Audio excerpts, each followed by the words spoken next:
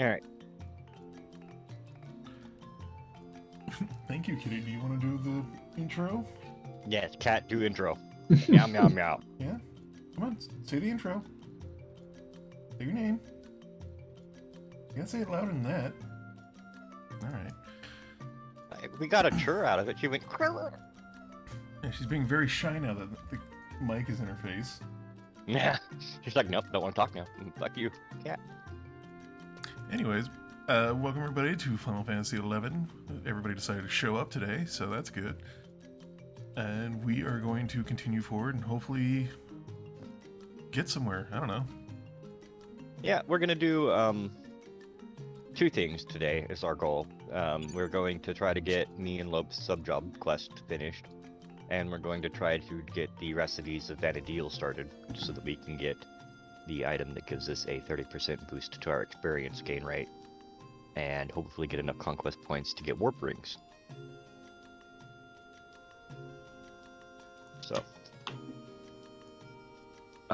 which means Lope, you need to go to your quest thing. Do you remember how to get to that? Yep. Go to quests, go to your objective list, go down to tutorial, then go down to quests and hit right like a bunch of times until you the first like short one says Recipes of Vanadil Chapter 1-1, except that one.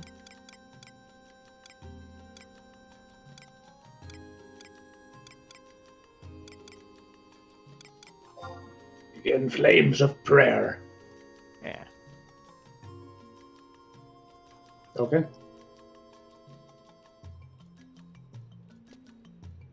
And then hold on, now I need to pull up. Alright. So we have the first part because we've zoned in. So next we're doing resonance, I think. Oh shit. Which means we need to zone in to Sabina or Mahura. I'm going to catch up with you guys. I can actually undertake these exact quests.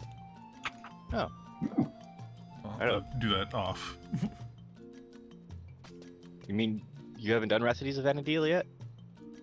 Well, no, I can think take... I've done Rhapsodies of Vanadil. I'm up to 1-3, but the Windurst ranking one I can start. Oh, okay. I'll catch up with you guys on that. I think to do that you have to you have to get to a certain point in the game before it'll let you swap factions, basically. Eh. I don't know. We're gonna go to the crystal here, and actually, you know, we can just go out this way. It's a slightly longer run, but nobody seems to mind long runs. The Wax Wizard. You know, he's a wizard with wax. Does that make him like a wax bender, or...? No, he's just really good at making candles. Fair. I had something completely different in mind, so. Oh, do tell. I don't know, man. Wax wizard? You know. Wax on, wax Oh. off. Yeah. Oh, No? well, Yes. yeah, I mean, you could do that, but I was also thinking like the wax things from Dark Souls. Ugh. Yeah, all right. You win. I was thinking those really dumb things I used to do as a kid where you would, like, go dunk your hand in wax and then dye it. And... Oh yeah, the paraffin wax hand thing. Yeah, that's Yeah. fun. I like those. It feels so good because your skin feels so smooth after that hot wax is on your hands. Right? Yeah. But just imagine, like, My if you hands could... feel like a baby. Just imagine if, like, you could do that on will on your hand and then, like, throw it at somebody. That would be legit. That would be awesome, especially if you like did the wax in a color so that it looked like your hand color.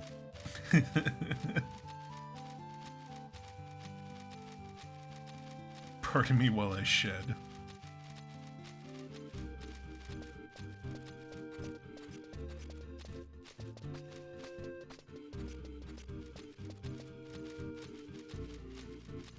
That'd be a fun thing to scare people with.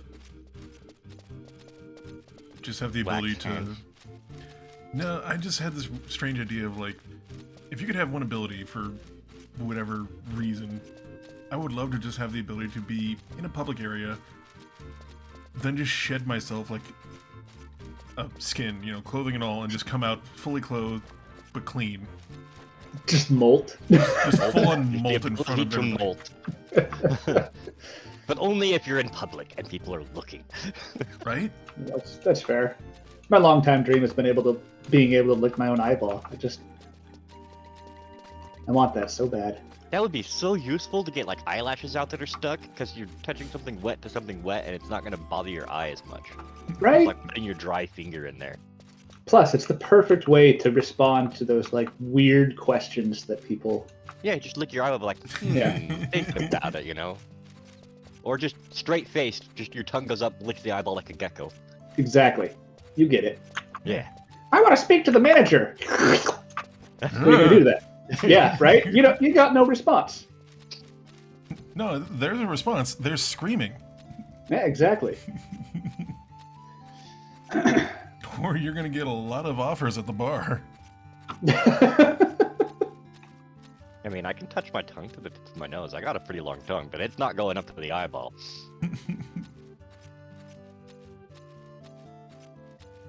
Nah, it's not so much the length as the dexterity. It's definitely the length for me. I have the dexterity for it. I just don't have the length for it.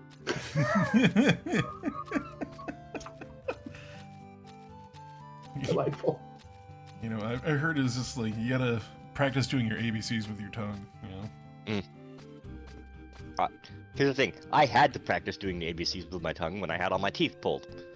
I mean, fair, fair. but I'm talking like you gotta draw it with your tongue tip. That's what I was told. You gotta be able to morph your tongue into the shapes of the letters. Fuck that. I Even can only do the more so horseshoe. I don't have teeth to have my tongue pressed against to make certain sounds. It's true. We should covertly figure out what those sounds are, and then we should only speak in that. It's a giant middle finger to you. Yeah, there are certain sounds that are still very difficult to make. It's also why I have a kind of a list, is because of the lack of teeth. Teeth itself is difficult to say. Right? What devious bastard came up with that? Dentist. They with teeth.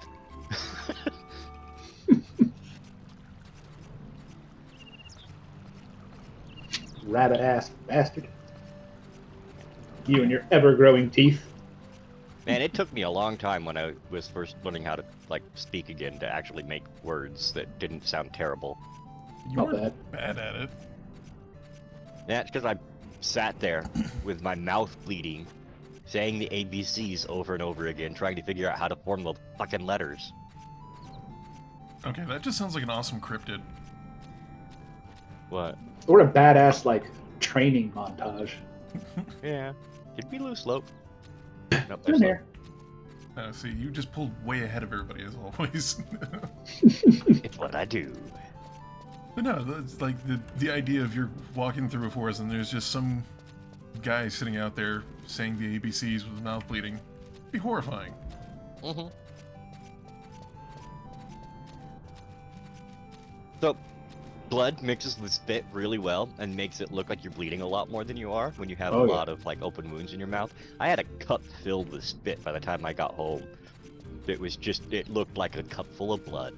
Yup. Nice. Then you drink it. Oh no. Blah.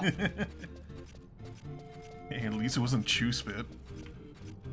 No, Mm. but Happened to me.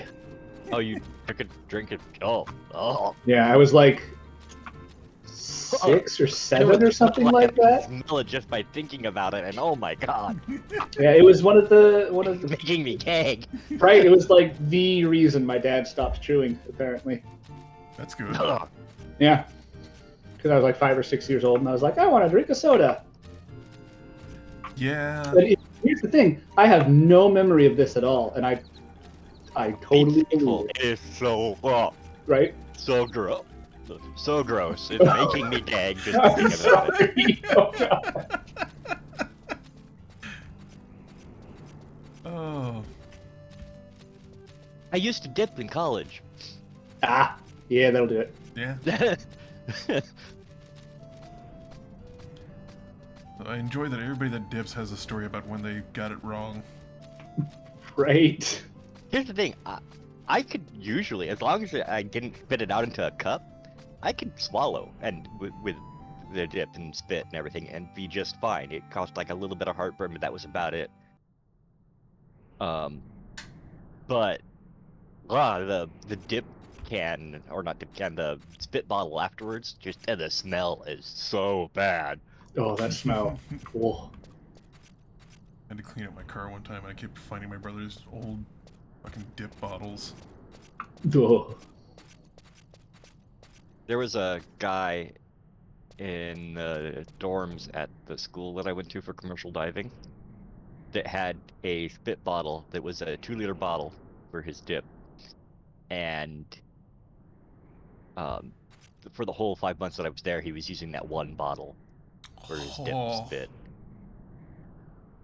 It was so gross. Like, at worst, you That change man it every the day. devil? Like, yeah. So it was so bad. I hope you know where we're going, Rick. I have no idea. Alright, cool. There's only one way to go. Okay. If you guys didn't go that way, then well, let me check the markers. You might have gone the wrong way. Go to the right. Just keep following the right wall. You'll catch up to me. I'll come back to you.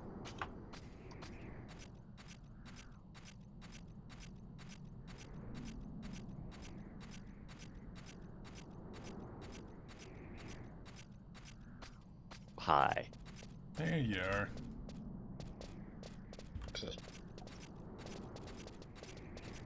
We're going to Mahura. Mayahi? Maya. My. Thank you. Well, now that we've shown that we're old. Yeah.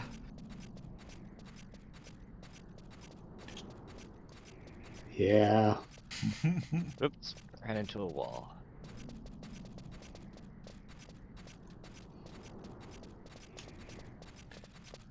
Oh man, if you really want to feel old, I saw a trailer for History of the World Part 2. They're finally like putting that out.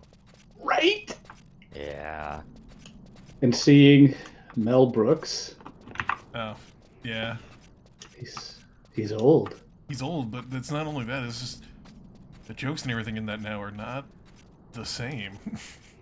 Well, yeah, I mean, they're like contemporary. Yeah. Yeah. Threw me for a little bit of a loop. I'm not gonna lie. Right? And it's Yeah. like it shouldn't, because they were like he was making contemporary humor back then. Yeah, but it was like good. Well, yeah, yeah. Well, I'm not gonna disagree. yeah. I mean, there were still some pretty iffy undertones to some of his stuff. Oh, 100%. But that's... Oh, yeah. That almost was the charm of it, but now it's just like milk toast and cringe. Yeah. Yeah. As everything turns into eventually. Yeah. You either die based or you live long enough to become cringe. Oh, fuck off. Isn't that not what the kids are saying nowadays? I'm hip. Honestly, don't know. They could, for all I know.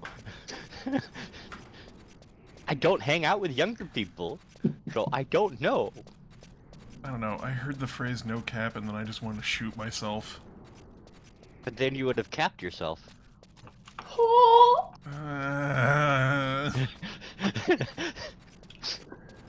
it's busting a cap there, mister. Yeah. Put a cap in that AF. He's a kitty. I honestly still don't understand what no cap means. This is honestly the first time I've heard it, so I'm just gonna let it wash over me. My friend Yeah. sent me a video of like some influencer that is very popular, and he's just saying weird shit. And was like, "No cap, you know, right? Yep, you know." It doesn't say a fucking word, but that the entire fucking time, pointing at pictures, and I don't understand. It's 'cause we're What if old that's the now. point? It Yeah. wasn't Young the people have taken point. over. And I asked my I friend, mean, I was like, "What does this it mean?" happens every generation. But people like our parents didn't understand a lot of the stuff we said. I mean, yeah, but they were missing out on the utter power move that is learning it and then using it correctly, straight faced back to them. Yeah. Oh man, it's Yeah. delightful. Messes with them.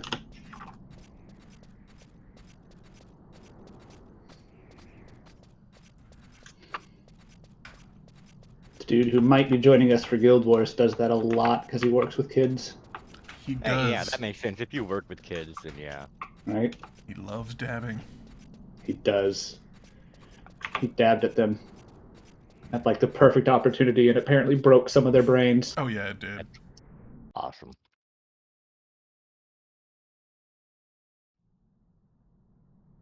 Pulling out the trust. Whoa, hey, we're in public. Oh wait, hold up. I might need to get rid of the trust. Release. Because we're gonna double sync. Oh yeah, we should probably do that. Wait, are we not all the same level? No. I'm 19. You're 17. Lope is 16. Yeah.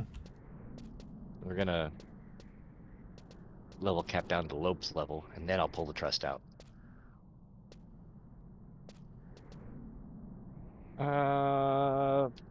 But we'll have to wait 3 minutes and 20 seconds for the tank, so I'll pull out the healer. All right. I'll pull out the other healer. So I have in my possession, after a trip to the local dollar store, electric blue Mountain Dew. Ooh, nice. Now my question is, should I drink it with gin, rum, or brandy? Oh, don't ruin good brandy. Gonna say gin would probably be the best thing with that. Fair. I mean, in my defense, it's not good brandy, but it is plastic bottle, bottom shelf brandy. Oh god. I still don't think it would I mean, be good. fair. You know, I would definitely go with gin or rum. Yeah, I was thinking gin too. But I figured I'd, tempt fate and allow the two of you to choose. On the off chance that you were feeling vengeful. I mean, if we want to be vengeful, what kind of rum do you got?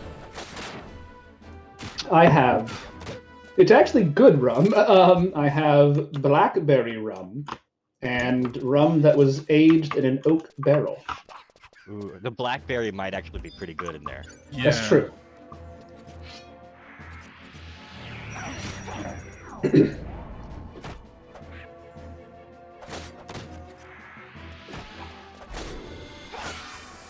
Basically, we're gonna find our way through the Sun to Mahura to get experience for Lope and stuff. That's good.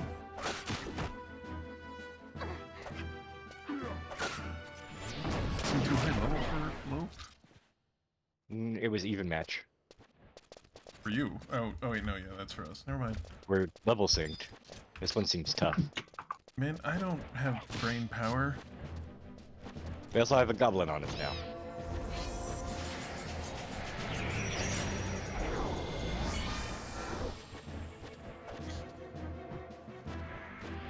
This is fine. I will just dodge.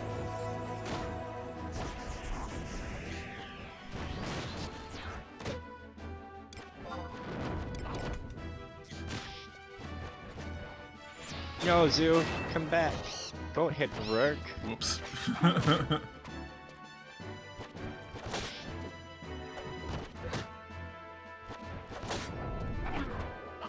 I will combo the Zoo.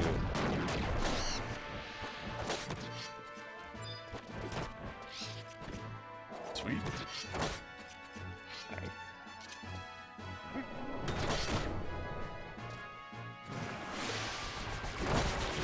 And once we finish fighting this goblin, we should be able to pull out the tank. Sweet. That'll make this go a little bit better. Lope's decided to not fight. Oh, no, Lope has decided to fight. Nope, Lope's decided to not fight. And for some reason, it was like, you want to fight that bunny way over there, right? And I was like, no. It wouldn't let me switch targets. Yeah, it gets weird like that. You have to, yeah, switching targets is weird. You will get used to it, because there will be times when we will do it, but for the most part, yeah. Alright, touch the book. Oh, yeah. Forgot about the books. Oh, yeah. Is it this one? Yes. The ancient cat tradition. I have to touch the book. Touch the book. Alright. He touched the butt. Oh, Finding Nemo. We're gonna kill this Sylvester. Stallone. It is alone. Yeah.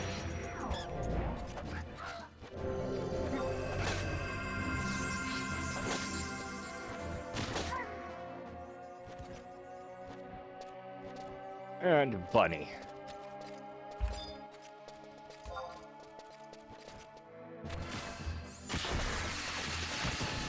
Arrow!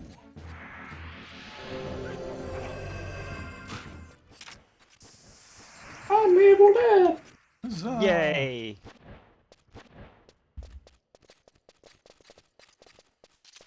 We will kill another Sylvester. It is also Stallone. You know, I'm gonna be rude about it.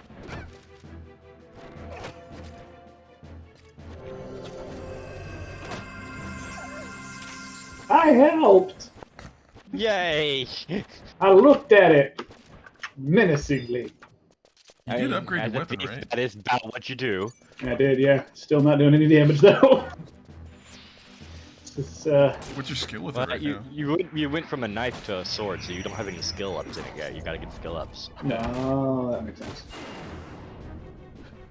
My sword skill's at level 2. Yeah, it's gonna be a while before you're hitting anything with it. Should I have stayed with the knife? Or It's a up to knife? you. And You you have a would be better switching scaling with between. knives, but I think I got You a can knife. also Oh, use actually, swords. I might be able to use a knife now. I think I... Did I grab it? I don't know what I did. I don't know, man. you can look for it while we're So, a going. while ago. You remember how to get to the menu to see? I do. All right. This is why I didn't want to do this every other week. I appreciate it. Yeah, that's fair. I mean, I'm so used to it now. I can just switch to it automatically. Oh yeah, no, this is fuzzy slippers I like to put on. Yeah. You know? I mean, here's the thing. Yeah. At first, like, you're not going to be comfortable with the game, because you haven't played it so long. Oh my It's going God. to take a long time to get comfortable with it. Once you get comfortable with it, this thing is so nice and comfy to play. I mean, I can believe that. Oh, like, I haven't played it since I was 13, maybe? Yeah. But once you get used to all the controls again, it's just so comfy to play this game, and you get so fast at doing stuff to it's just, yeah. I mean, I do generally prefer the, like, menu commands. It makes it a lot easier. For me, at least. Yeah, I like this style better than the type of MMO we currently mostly have, like with Final Fantasy 14 and WoW and stuff like that, where it's a mash of big buttons along the bottom of the screen, cooldowns and stuff. Right? It feels better to me. I know it doesn't for most people. Most people are wrong. They are. They are fools! I'm sorry, but this evokes much more of a JRPG style game play to me. With like having a magic button tab, an abilities tab, an items tab. Yeah, this was like, it was still a Final Fantasy game, but now it's an MMO, and you still have the Final Fantasy fucking combat bar. Right? Let's kind of just run for the fort at this point because the healers need mana.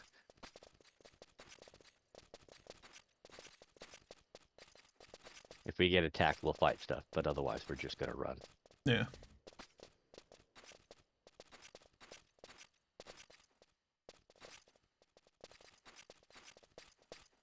It's definitely like one thing I miss about in most general RPGs now is just, for whatever reason, people hate the turn-based combat, even though I feel it's kind of superior than the action-based one. It's because it's slower. I understand, like, and especially in games where you have random encounters where just walking a step will start an encounter that you Yeah, can't avoid. I understand. It's just so much slower. But I still prefer the turn-based myself. Mm. It allows for a lot more, like, I don't know, in my mind, it allows for things to be a lot more difficult, or at Yeah. least more Yeah. like tactically minded. Yeah, I agree. I do Definitely kind of did. dig some of the. There's been a couple of different indie games I've been playing that's like a mix of the two. Yeah, indie games are good for stuff like that. Yeah, there's definitely some good iterations, but there are also just, you don't need to complicate it any further than it needs to be. Mm-hmm. Like, honestly, the reason why I'm not a huge fan of, fucking... Oh, what's the name of it? Fire Emblem? Is because Yeah. I don't like the idea of the rock, paper, scissors inside of an already tactical RPG. Mm. Yeah, I get that. But it's also kind of a staple of that genre. Yeah, Yeah, true. but, like, I play fucking Shining Force, there's no rock, paper, scissors, it's just, you have Yeah. your guys, they are each specialized at something, and you need to plan out to where they all utilize their strengths. Fair.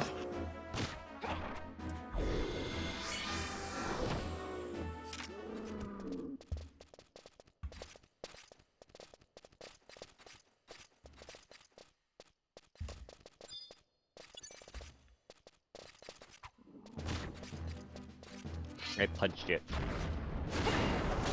Well, I'm gonna shoot it in its face. Hey, Lope hit it. I missed. Woohoo! I did 0 points of damage. No, you didn't. You did. I did? You did 6 points of damage. Oh, hey, look at that. Then you Hey, hit it look for at 6 that. points of damage again. Yeah. Then you hit it for 0. Well, one day I'll find bullets. One day.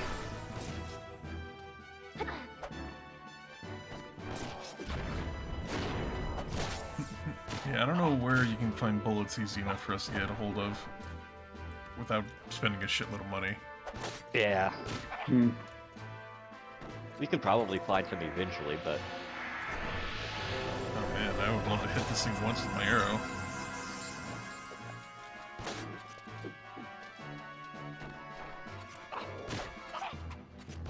Back up a little bit.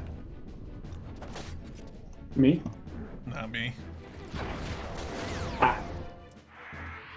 You know, there's a sweet spot where I have to be to get a bonus to attacking.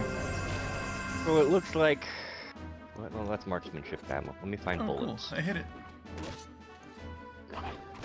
Apparently, with alchemy and goldsmithing, I can make bullets. Yeah, good luck with that.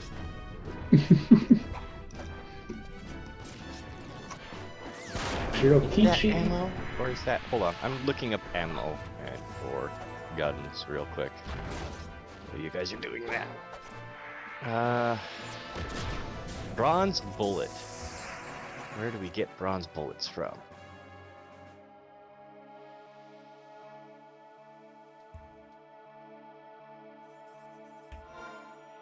It says obtainable from Goblin Box. Doesn't say where else. Where do you get bronze bullet pouches from? Curio Vendor Moogle. Alright, after getting the key item Rhapsody in White. So we're doing a quest that will allow you to get bullets. Ah! I'm down.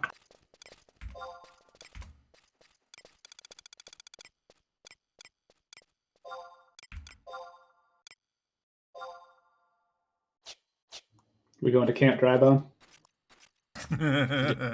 Basically, Mahura is a little bit like Camp Drybone. I mean, it kind of feels that way. Yeah, but we're not No one there. asked us to go to the Waking Sands. I won't freak out. I mean, we are going to go to Norg for part of this quest, so that's kind of like the Waking Sands. And we go to Norg a lot to get to other areas because there's a book next to a crystal. There we go. Yeah, Norg would be the Waking Sands, huh? Yeah. There's Actually, a lot of quests there. There's a lot of story there, and there's that book next to the crystal, so we go there a lot. Norg would actually be Mordona, I think. That's fair. We have a cutscene. So we got two guys walking out of a building, and they're looking at the water. And I'm walking in past the gate, and there's an elf with red hair who says, "An adventurer, are you not? Perhaps it would behoove you to speak to our esteemed governor." And her name is Mary Leon? Mary Leon? And Mary Leon says, "There is doubtless a mountain of work around here that needs a steady hand. Soma Atsuma can show you the way." Or Atsula. Something like that, anyway. Hey, Ron. Hey, Ron. So now we have to come talk to Somo Atsula over here. Cutscene over. Starting new cutscene by talking to Somo. I want her hat. Me too. Somo Atsuma says, "Hello, I haven't seen you around here before. Are you new in town?" Yeah, I'm gonna say, "Yes, this is my first time here." Because, as I thought so, welcome to Mahura. You should go to the governor's house. They'll tell you all about what you need to know, or all you need to know about our little town. Fade to black. It is zooming up a ramp to the right, up another ramp, turning to the right, zooming up another ramp, and looking at a door. It showed me where the governor's house is, and she says, "First, climb the stairs there, walk along the ledge to another set of stairs, go up, and you're there." And then fade back out of cutscene. That boat is moving concerningly fast. Oh yeah, no. Did you do the cutscene, Lope? You have to do it to progress the quest. I did. Alright. Sorry, it takes longer because I'm having to describe everything. Exactly. Yeah, no worries. Yeah, see, we can always make Lope do it. Don't worry. That's true, we could.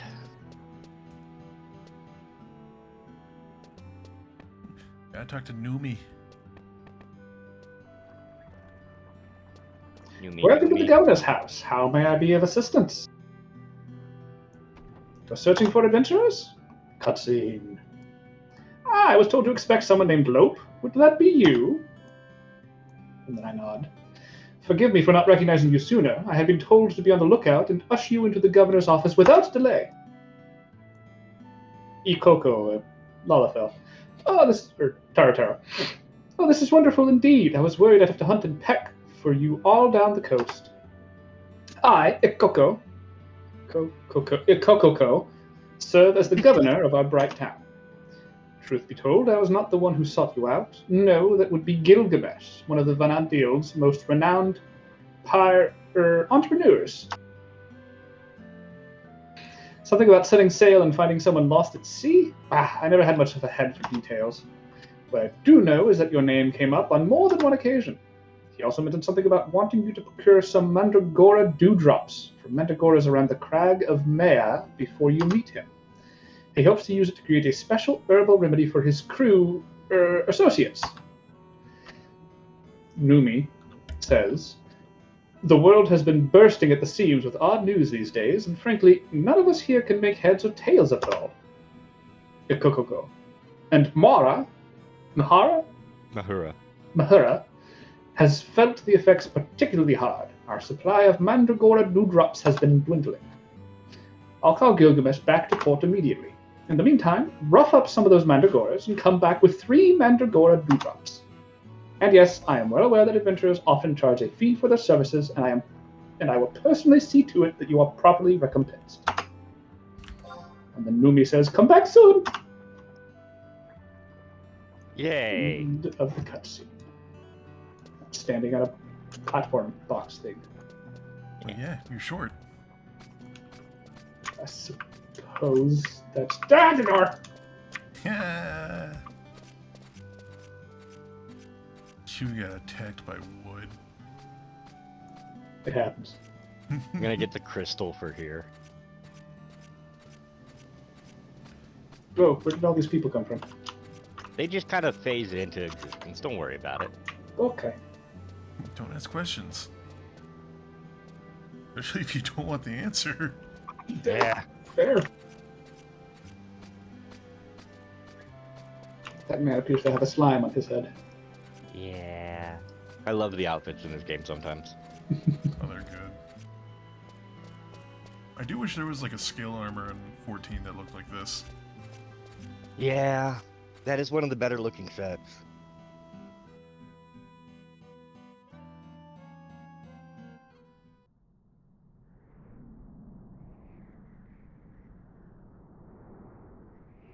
Right. I need to level sync us first.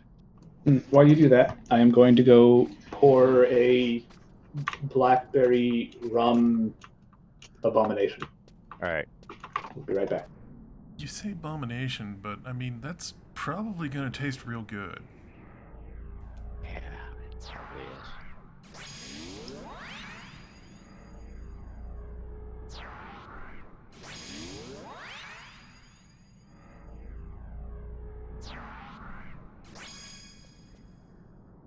We have Kupipi, and we have Valenariel, and we have Millie Alipo.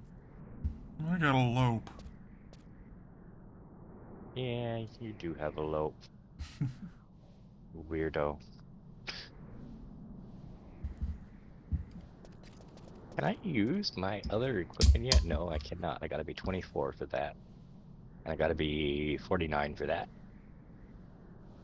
Alright, cool. What do you have they need to be 49 for? Jeez. I picked up the next set of monk only gear. Well, not monk only, but like monk, and what else the other? Monk and, gosh dang it.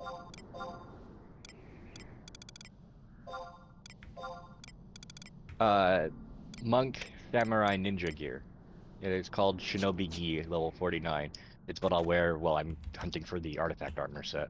Nice. All right, thank you for your patience. Gotta get rid of my scale and put on Little Lizard because it's better. This one's still good. This is still good, but scale is still probably my favorite. Well, Yeah. leather is also really good. I do like the leather set. This Mountain Dew tastes like a blue water pop. I mean, it should.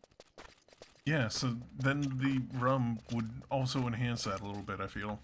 It does, actually. It makes it a lot more palatable. We gotta go back to the other zone and kill the little mandragoras in that zone to get 6 total. We'll have 3 for each of us of their little dewdrops. It will take a little while, because they don't always drop them. Those mandragoras. Yeah. What, do they think they're people or something? We'll show them. I'm gonna get all their dew. Drop it Do the everywhere. do. There we go.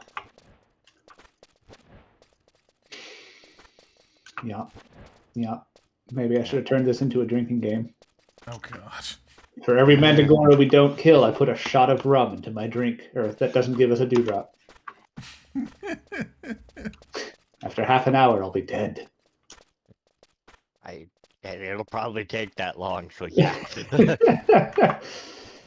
I mean, dead or not just, longer. you know, really happy. It depends. You know? By a half an hour in, his drink's going to be nothing but pure rum. Don't If he threaten me with a good time. Yeah. I mean, if we really wanted to kill a Lope, we'll just go load up WoW and try to get boar livers. Oh Lord! I'll just load up WoW. That'll be enough. It'll just make you start drinking pretty heavily. Oh yeah. Oh man. Not even playing it, just loading it up. On the... After hearing what's like going on in that space, I'm really glad I stopped playing it. Because like their connection with China is now like severed, and they're scrambling to try and save what they have before 6 months when it just gets terminated. Oof. That's rough. apparently Microsoft wants to buy Activision Blizzard, and that. I mean, honestly, Right? it's not going to change much. It's not going to change much, but didn't that get slapped down? I mean, they want to get it slapped down, but I haven't actually kept up with it, so maybe. Who knows? As all I know is it's a bad idea for either of those corporations to hold Blizzard. But Blizzard sold to them, and it's never going to get out from under their grasp. Blizzard's dead. The people Yeah. that made the good games for Blizzard won't ever make good games again unless they go to a different studio. Well, I mean, they did. yeah, they're gone. They are long gone. No one Yeah. from the old guard is there anymore. Yeah, Well, Blizzard is yeah. a shuffling corpse of its former self. But you get what I'm saying. Yeah. Oh yeah, I totally do.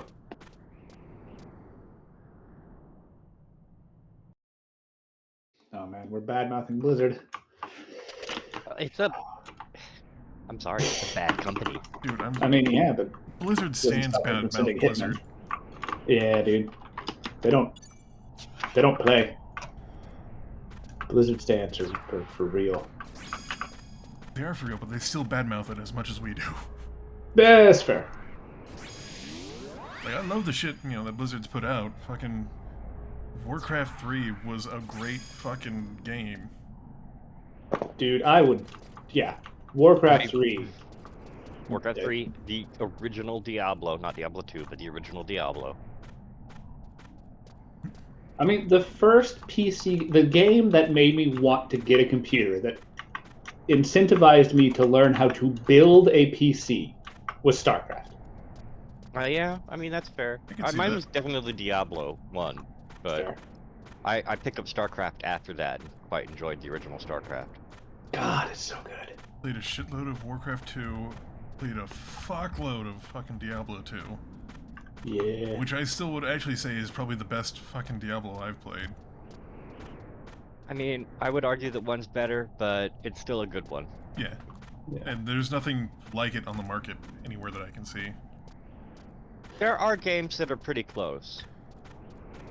But it's all... I mean, their map generating was ahead of its time and is still like, Yeah. They can't recreate it. yeah, like No.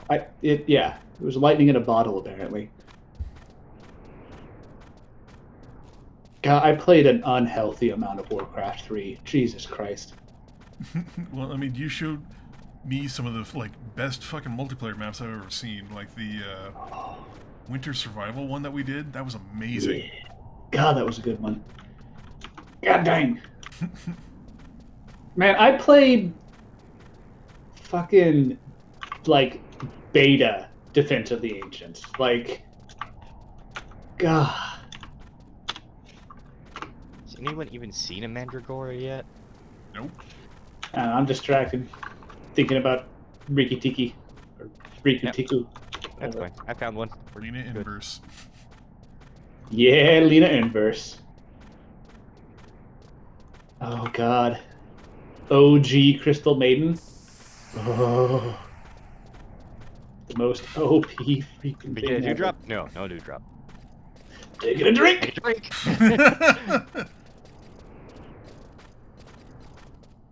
Alright, man, there was the Goblin Sappers. Fucking amazing. Here's one. Dude, yeah, they were the best. Holy crap. Which, it annoys me that the only thing close to that kind of playstyle again was Teemo. Right? And not even at all. Yeah. Take another drink. Right. Thank you. You're just trying to kill him.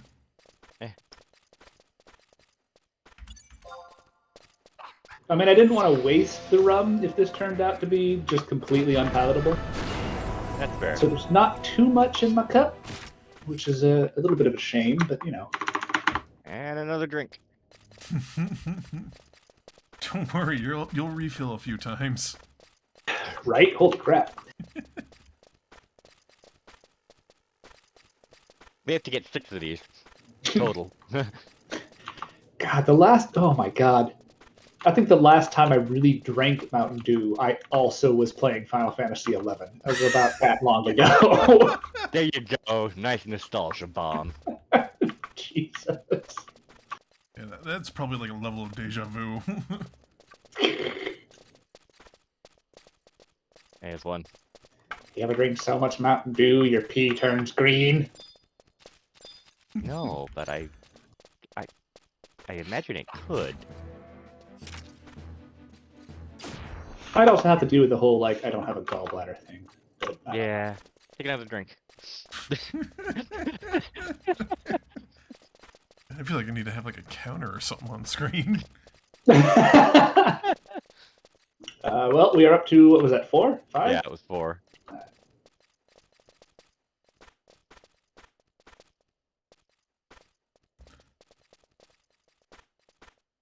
Four and none. So, and we have 6 to do, so you're gonna have to be taking, at minimum, like, 10. 10. That's not bad.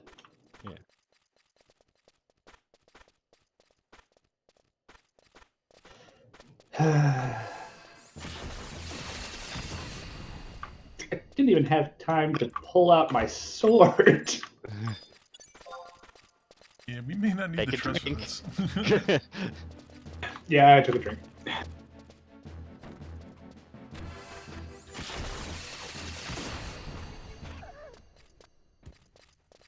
Take a drink. Take another drink.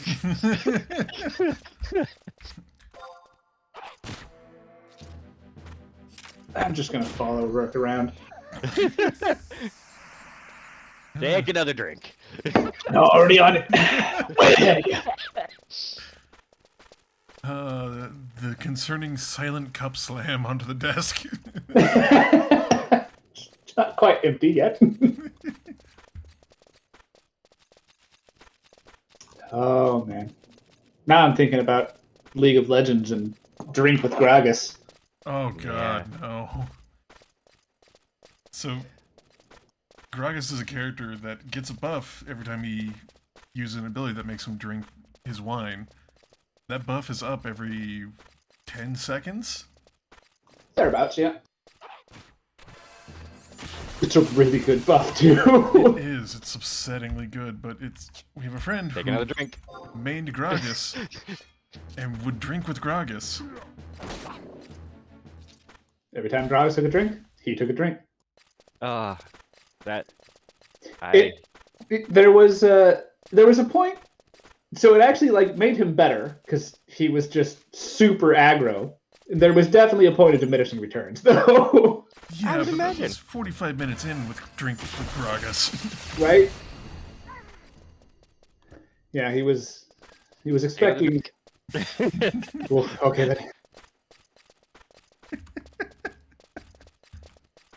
It's not even the alcohol that I'm concerned about. It's this The amount of neon blue Mountain Dew with what looks like Raiden on the cover label. Huh. Who's apparently very angry at this raspberry. I mean, that's fair. Raspberries are terrible. They are heretical. It's true. God, I've been playing way too much Dark Tide recently. Jesus Christ. Yeah, you have. It's just been wallowing in 40k. Good lord. And another drink. Why do they not have any dew? There's one. It's because I'm drinking it all. I'm drinking all their dew. You're doing too I'm much dew. drinking the dew. We need it.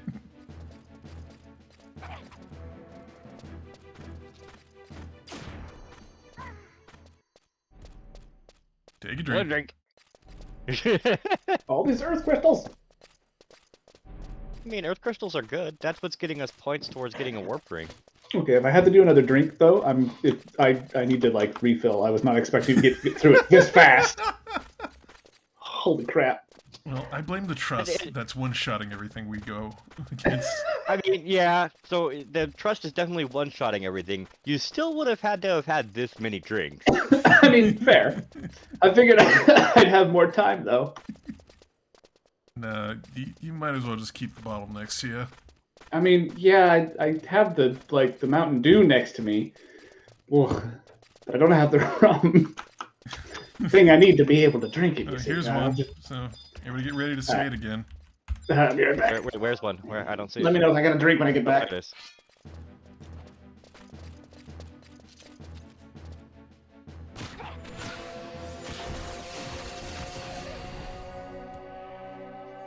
He's taking a drink. I can still pop up in the list. We're not. Yeah, it's probably taking a drink. Yeah. Yeah, he's taking a drink. Let's get a second one real quick so he doesn't have time to relax. I know. I'm trying to find another one soon, but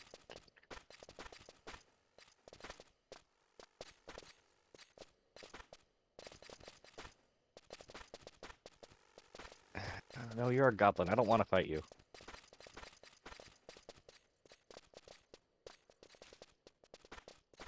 Depends on how long it takes him to get back. Yeah.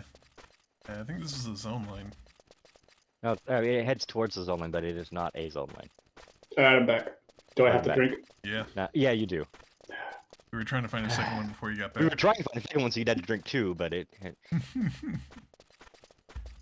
didn't find a second one. Oh, I put way more rum in that than I did the first time. Okay. Might have been a bad idea. All right, let's find more. And now the punishment somebody keep through begins. killing them all. There's usually a bunch in here, but that person killed a whole bunch of all of them. How dare he? I say we hunt them down and kill them. There's No? It's a player little killers in this bear. game, right? I will say that is one thing I do miss about WoW. It's PvP. Yeah, just the random PvP. I don't. 50-50. I mean, I enjoyed it because I played Druid and I played Mage, and it was mainly just people chasing me for like 30 minutes. And every time they stopped chasing me, I'd go back to mess with them. I mean, fair, but here's the thing. I played a rogue, Oh, fair, yeah. and That's a giant target on your back for sure. yeah. So things went like this. If I was trying to kill anything, I would get killed. By much higher level people that didn't want any rogues on the server, because once you get a high level rogue, You're unstoppable. you're pretty much unstoppable. Yeah, you're a terrible murder machine that ganks everyone with impunity, yeah. Except druids! Except druids. Man, Well, I was a hunter. People meticulously killed my pet because they didn't want me to have any money. And then they would kill me. yeah. Take a drink.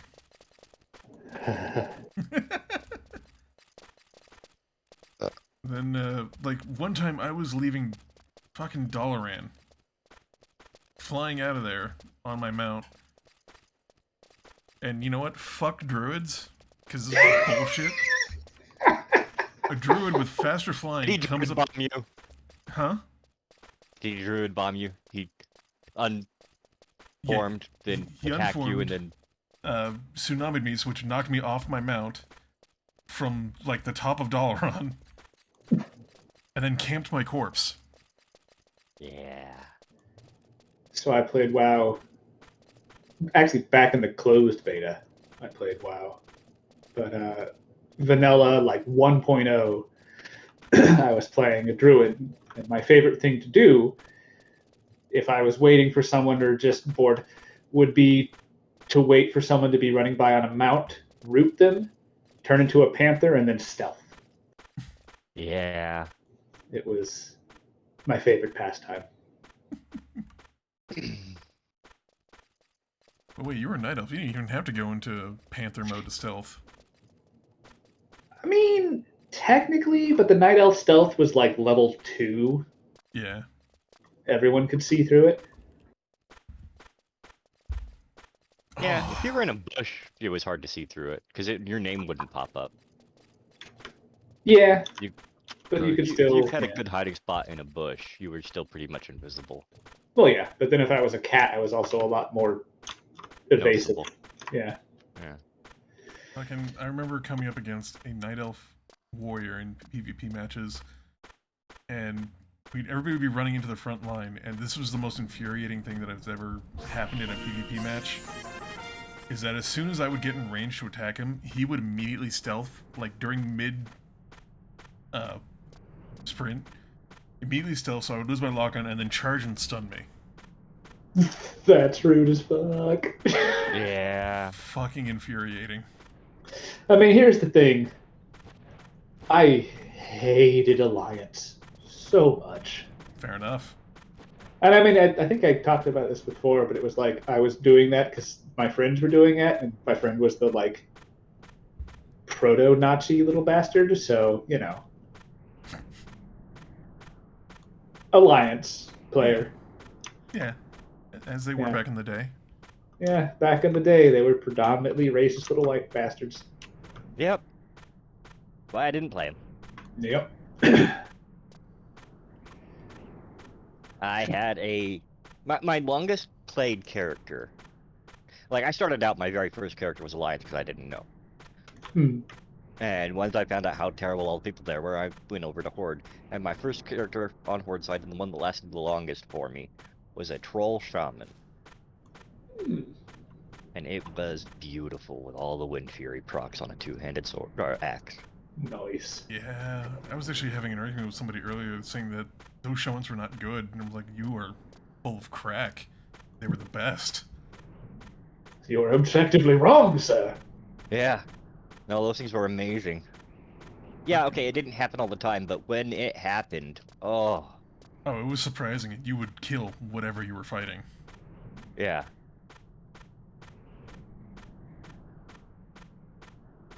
And you could just draw out the game long enough because you had all the healing that you needed and all the snares and roots that you needed with all your totems that you could keep somebody in one spot. And here's a dewdrop. Hey, You don't dewdrop. have to drink. Now we get to roll on the dewdrop. So go to treasure and then cast your lot on the dewdrop.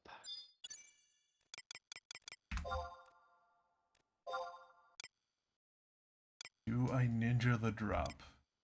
Where is If you treasure? do, we're leaving the party. Me and Lope will go on loan. Where is treasure? So Hit it's under F1 the combat, and then go down to treasure on the left side. the combat menu. Hit Thank F1. you.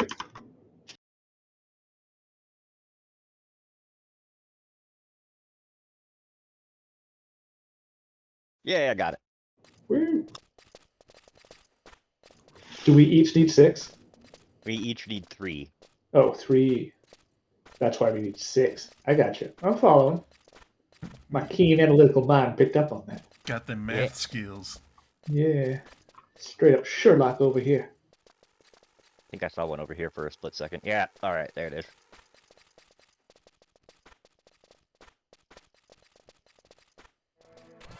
What a good Gene Wilder movie. Sherlock's smarter younger brother. Take it I out. don't. I'm not familiar with that. Oh, Is I've that the only name heard- of the movie? That's the name of the movie. Sherlock's smarter younger brother. And it's Gene Wilder? Yeah. I need this in my life. Dude, I learned about think this I've last seen year. it once a long time ago. And it's got Anything with Gene Wilder in it's gonna be good. oh yeah. Right? But it's Gene Wilder and the guy that played Igor in Young Frankenstein. Oh, hell yes. And he's a man with photographic hearing. I love it. I love it. Yeah, that sounds like a Gene Wilder movie. Yeah. Man, I don't even know how to describe it because if it was like 10 years ago, I'd be like, I have a man crush on Gene Wilder. But I don't know if that translates to like modern parlance. No, Man Crush still counts, I think. Yeah, all right. I don't really know, to be honest. Right? Like, would I simp for Gene Wilder? I don't think so. I don't think that's the right term, but I feel like there's a little bit of overlap. Yeah, I think there's definitely overlap. I don't know if there's a modern term for that.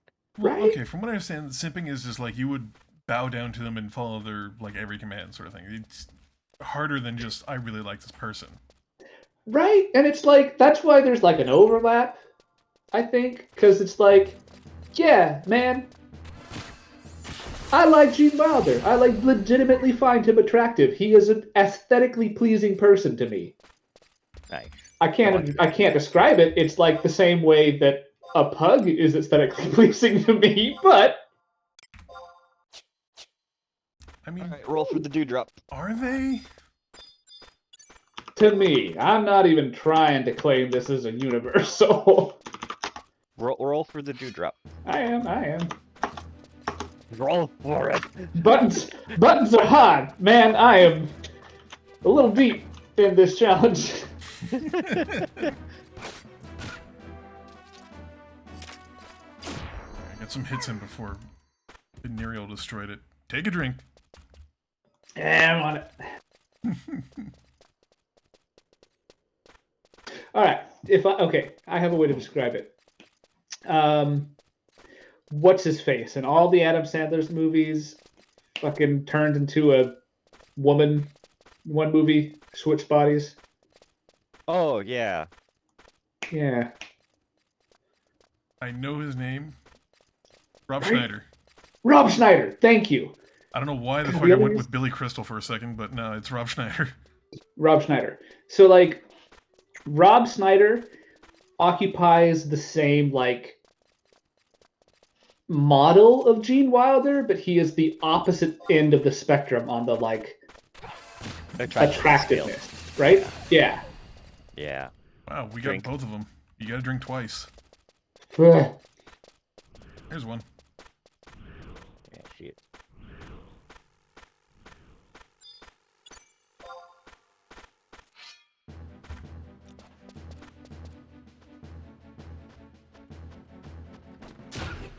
There's one. I guess Jin left then. You guys not hear me? Oh, Hello? I can. I hear you. I said there's one over here, and I went and grabbed it. And then you went and killed a different one. Why am I not? There we go. There's a thing on me. I'm coming. There is. It's very angry. Also dead. Well, fine. I was gonna be all cool and use my thief ability, where I'm all like, I dodge everything, but no. Well, roll on the dewdrop and drink one. Just steal my anime thing. Anime moment. Yeah, you don't get to be anime. Only the tank gets to be anime. Then why play Final Fantasy? I want to clench my fist dramatically and be like, no, I believe in friendship or the innate value of a human life or something like that. Too much to fail here. Yeah. Take this Kitty? abstract representation of positivity. On the plus side, I have all my dewdrops now, so we just need to get yours. You sassy motherfucker. No, you can never beat Jin in a roll. That's I know. Man, well, unless it's funny. I think I that's still won. right. I think I figured out how my luck works. It's whatever's going to be funniest. Right? Yeah. So it's going to be Jinx until that one random time. Oh yeah, we're never gonna find another dewdrop now. You're just gonna be drinking Oh. until you passed out. oh yeah. Yeah, of course. exactly. Like I'm strapped in, but I know that like a month from now we'll be doing something and Jinx is going to be like, I need this one specific thing that drops one in every 10,000 to be awesome. And I'll be like, well, I don't really need that, so cool. Good luck. And then I'll get it. The game will just be like, here, this is yours and yours only. You can't trade it to anyone. Yeah. That's how it goes. Drink again. Drink. Yeah. I think I've done that to you before, Rourke. Oh yeah, you've done that a couple times. Done that to Rurik before. Yeah. This is why I have a like deep hatred of both of you. It's not as bad as like when I was actually trying to get into WoW and we were running a dungeon over and over again to get one specific item for me. And it just wasn't Kept dropping. getting it over and over and over again. No, this was a different time. Oh, okay. It was one of our friends who we haven't seen in forever, decides to come on. He's like, hey, can I run with you guys? Like, sure, jump in this group. We're running this for this item. It's like, cool. Jumps in, We run the dungeon one more time. The item finally drops. That motherfucker gets it, logs off, never see him again. Oh my isn't it god. Kyo? I don't know if it was Kyo or not. I don't think it was. I think it was Kyo. But never saw the fucker again. I was so mad. It was either Kyo or Kyo's friend. I think it might have been Kyo's friend.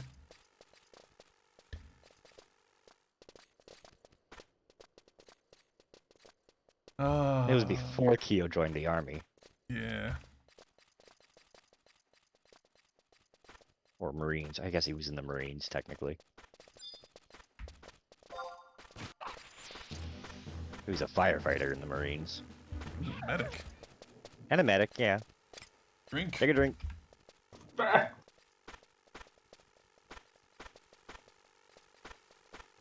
I'm glad I'm a thief, so my existence provides utility to the party. Yeah. Man, I'm not You doing make much things either. drop easy more often. Imagine how this would be without you being a thief. Right? Here's one. Where? Right To behind the you. right? Oh, I see it. Get him. Get him!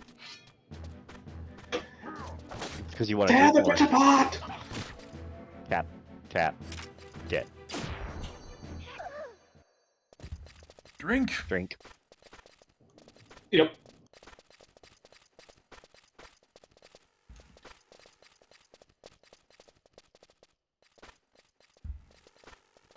The other lucky thing was Jin with the unlimited purples he got as world drops in WoW.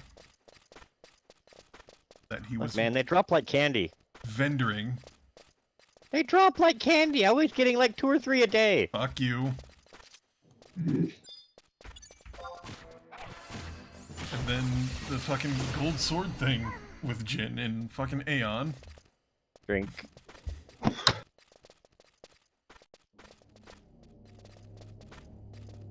To be fair, it wasn't a gold quality sword. It was just a gold colored one. I know, but you weren't specific about what you asked for. You asked for a gold sword. It gave you a gold sword. It did. In front of me, when I challenged you to prove that the game didn't love you and gave you everything you wanted. And I said, fine. Game, give me a gold sword. And it did. And then it did. Didn't really want a gold sword. I was trying to prove Rick wrong. Drink. Man, they're not even like dropping stuff anymore. Nope.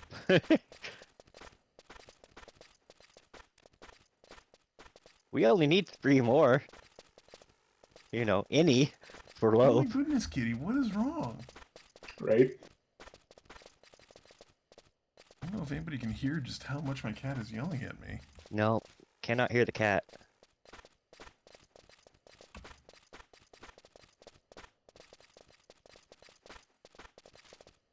Therefore, Lope will be the stand-in for Kitty. Lope, what is the kitty doing?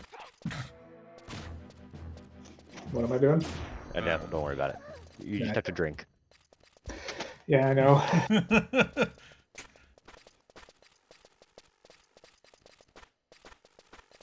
I'm just waiting for Lope to tap out now. This is going kind of hard now. I am taking much smaller drinks now. Very small sip. Yeah, basically. Run out of drink otherwise. Oh. Drink. Get like a nice slow drop going.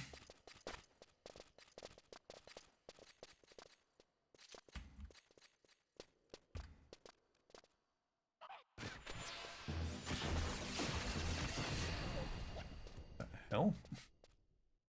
I don't know. What just happened? We found a ball of cotton.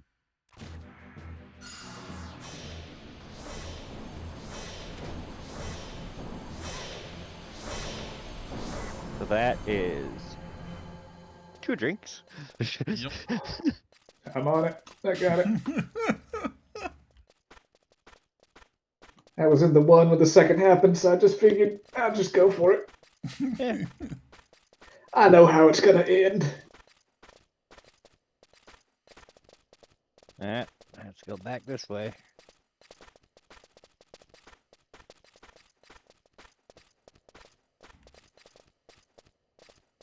Oh, there's one to the left here.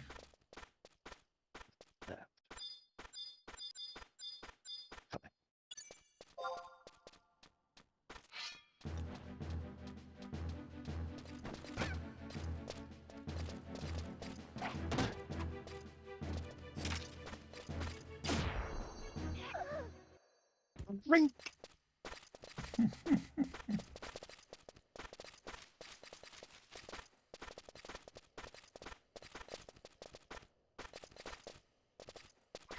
We may not be getting a lot of experience.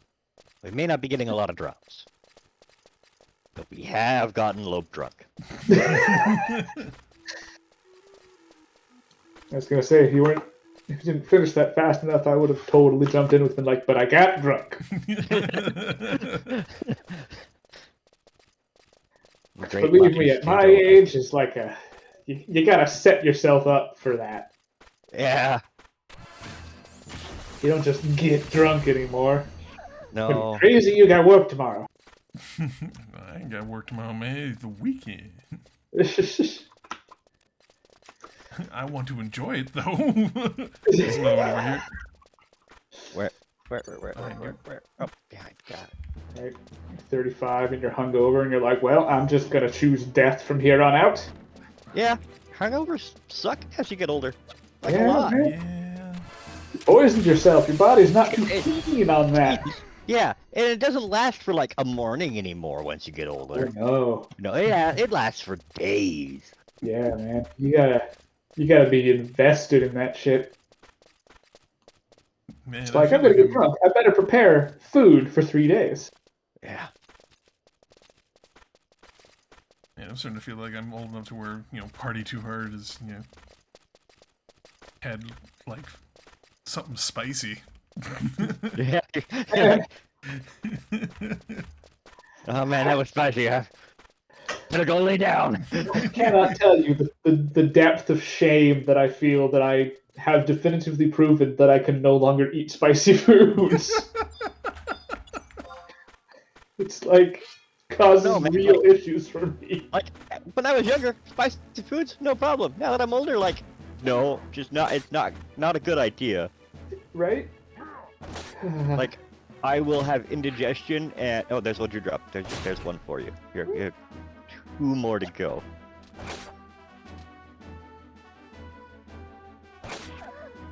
But yeah, no, like indigestion and like burning poops for like 3 days. No, he doesn't drink. It dropped. Yeah, but I killed one. Yeah. Oh. Right, you weigh the crest over there.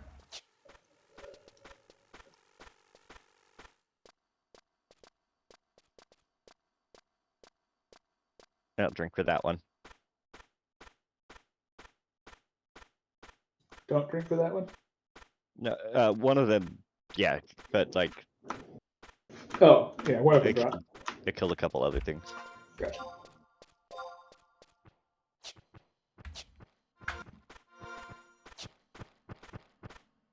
Where are you guys? Did I lose you? Yeah, I'm coming to you.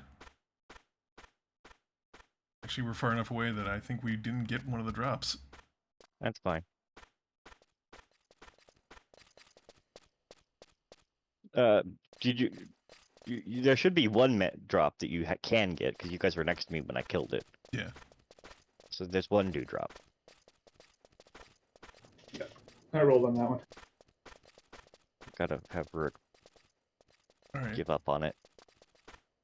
Oh, there's 2 over here. 2 on my left. 3. No, 2. Doesn't matter. We're gonna kill them. We're gonna kill all of them.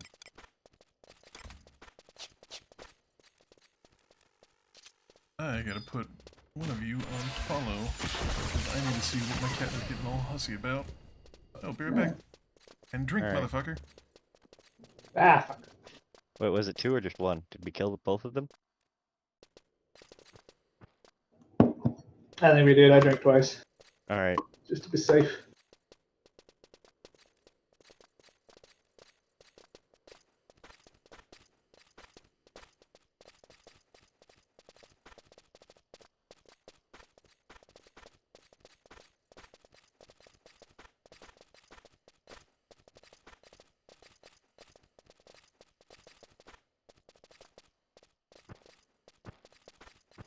Man, it'll be so nice when we can get to Juneau and get mounts. Oh, there's one.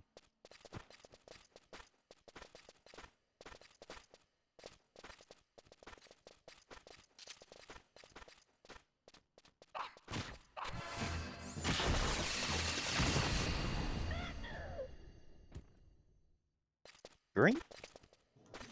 Oh, Only got 2 more to go for you. that's true. And that's a Ugh. drink.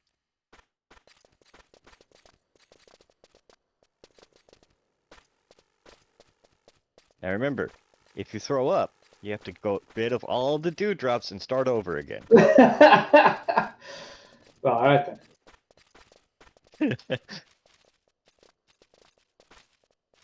We're just gonna give you alcohol poisoning. Apparently.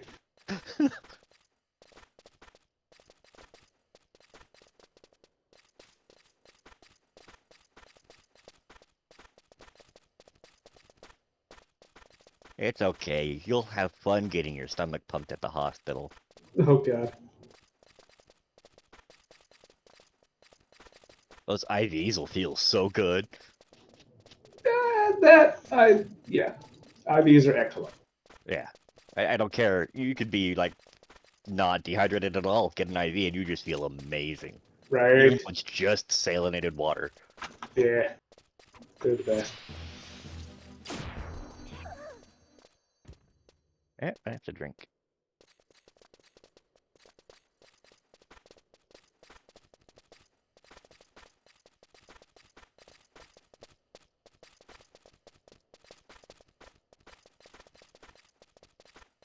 Like, if I could just give myself an IV every day, I would. Oh, that would be so nice. Feels so much better. I'm back. Right? Welcome back. Look at that.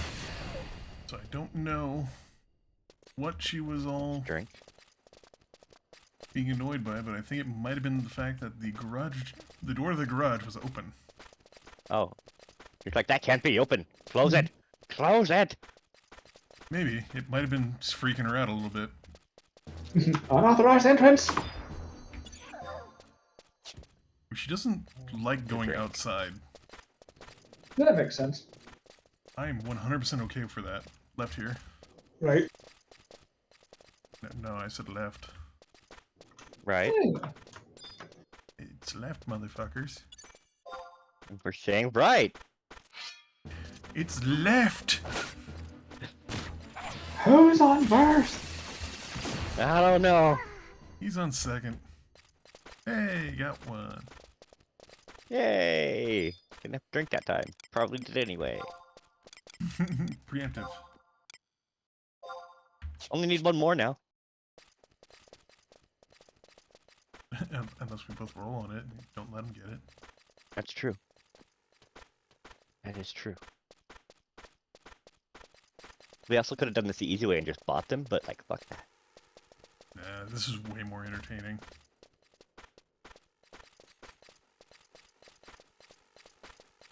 Anybody else feel any seething rage from the quiet one?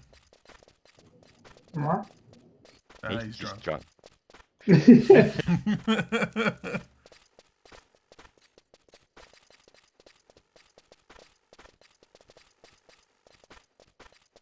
Oh, no, there we go. I was trying to figure out if I could, like, nurse this tiny amount of drink left. Well, I'm hoping that the next one drops pretty soon. Let me guess, are you out of dew or are you out of rum? Dew. Ah. Very much out of dew first. I'm not even seeing any Mandragoras, so Right? You're safe for now. for now. There's one. There? Yep. Right next to these grubs.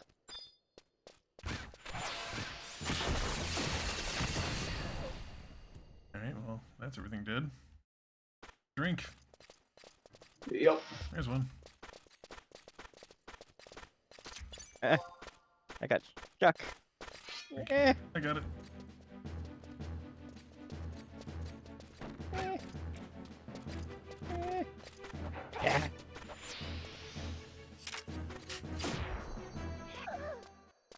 Is that our lucky one? Nope. Yeah, I don't know how to tell you this, Lope. You're probably just gonna have to put a nipple on that rum bottle. I mean, well, that does seem to be the case. I came up with a different picture in my mind when you said that. Just imagining him with his shirt off, rubbing the rum bottle on his nipple. I mean, that'll be later. Maybe Yeah, a like, few more shots in. Give me most of this rum bottle, I'm sure. You won. Get 2 of them. Go back to talking about how hot Gene Wilder is. Well, Nick. I mean,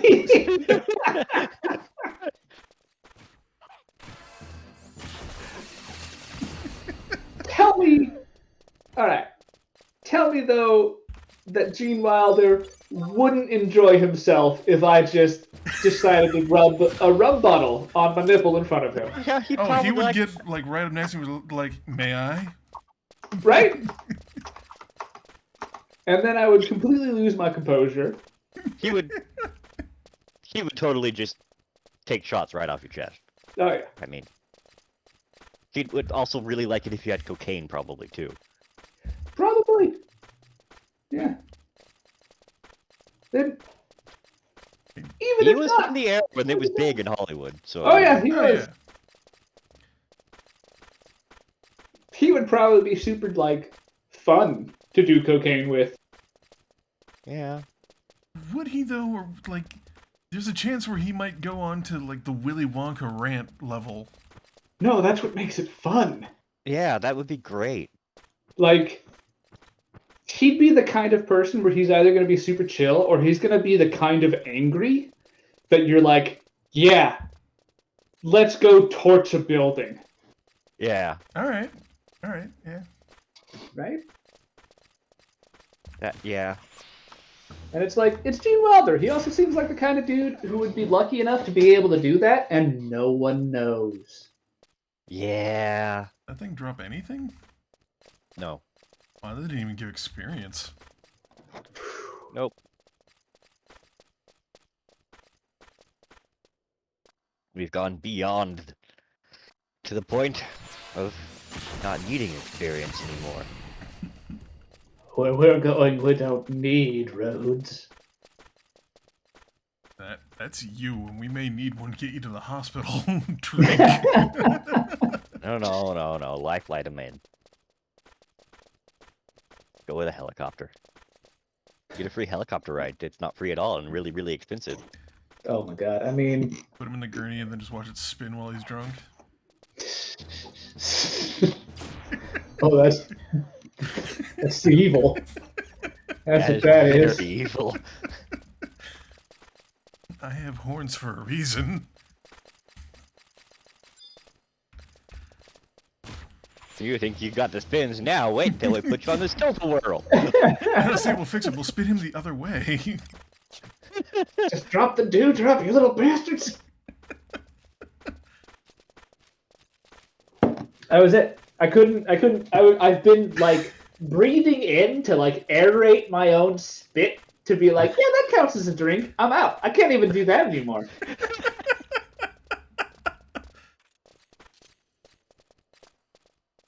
Oh, man. Well, let's continue this topic of guys would probably go gay for. Absolutely Tim Curry. I leveled up. Tim Curry. Yeah, that's a good one.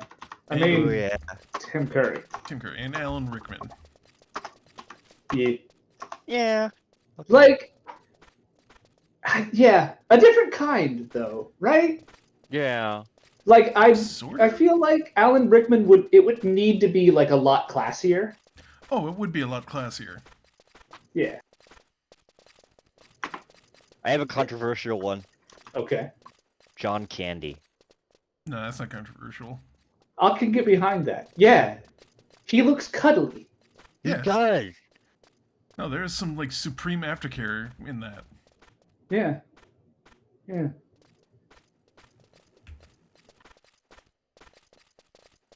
Also Jack Black.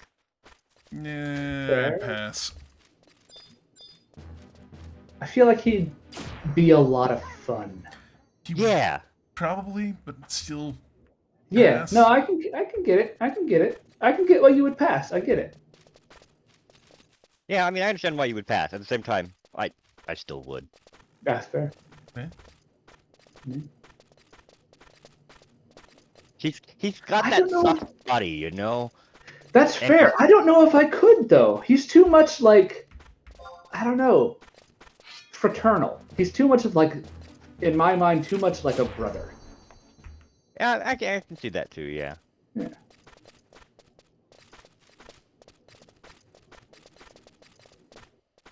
He's like your best bro. Yeah. He just like talks people up, super excited. He's all about it. Just like, yes, you are. Hell yes. He would be great to have, like, as a friend. Yeah. Ooh, I got another one. Uh, Bruce Campbell. Oh, yeah. yeah, all right. I mean, yeah, Bruce Campbell.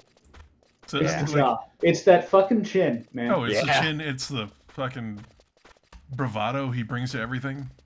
Dude, Yeah. right? Yeah. I do shots out of his cleft. Like, no joke. I mean, I feel like this one isn't controversial. It's almost a gimme, but Seal. Yeah. Yeah. Yeah, all right, fair. Maybe it's just me. Apparently, No, I just get me. it. I get it. I get Seal. Yeah. I just probably wouldn't have thought of it myself. That's fair. I guess, yeah, and the interested in the, yeah. It's definitely But not with like the people that- first mind, like the first face that comes to mind when you ask them that question. But it's definitely when you bring it up, it's like yes, it's a good yes. Yeah. Fair. All right. I get you. Thank you. Yeah. Sting. Another one. Nah. No. Really? Yeah, I Interesting. would pass on Sting. Yeah, all right. I can see that. It's just a bit Watch too Dune much. and tell me you want to bang Sting. Nobody wants to bang Sting in Dune. I mean, no, but also dim hips. Yeah. Okay. Like, come on, man. The final fight between him and Paul. Yeah. I mean, you Like- got that, but still, just. I'm not making any confessions or anything, but maybe 12-year-old Lope watching fucking that movie for the first fucking time. Okay, how did you make it through that movie at 12? I did. All right. Yeah, dog. My dad's basically me. I feel like y'all need to know that. So was my dad, but that's Right? It's a mine's weird a little thing more to think about. literal. What's up? Mine's a little more literal, where I'm a clone of my father. Fair. Yeah, I look nothing like my dad. No, it was weird. It was like, wait, you two are related? Right? I get that with literally everyone in my family. It's hilarious. You're like the only one in your family that has darker skin. Yeah, dude. Darker Probably. skin. My hair is weird. No one knows where the hell I got my nose.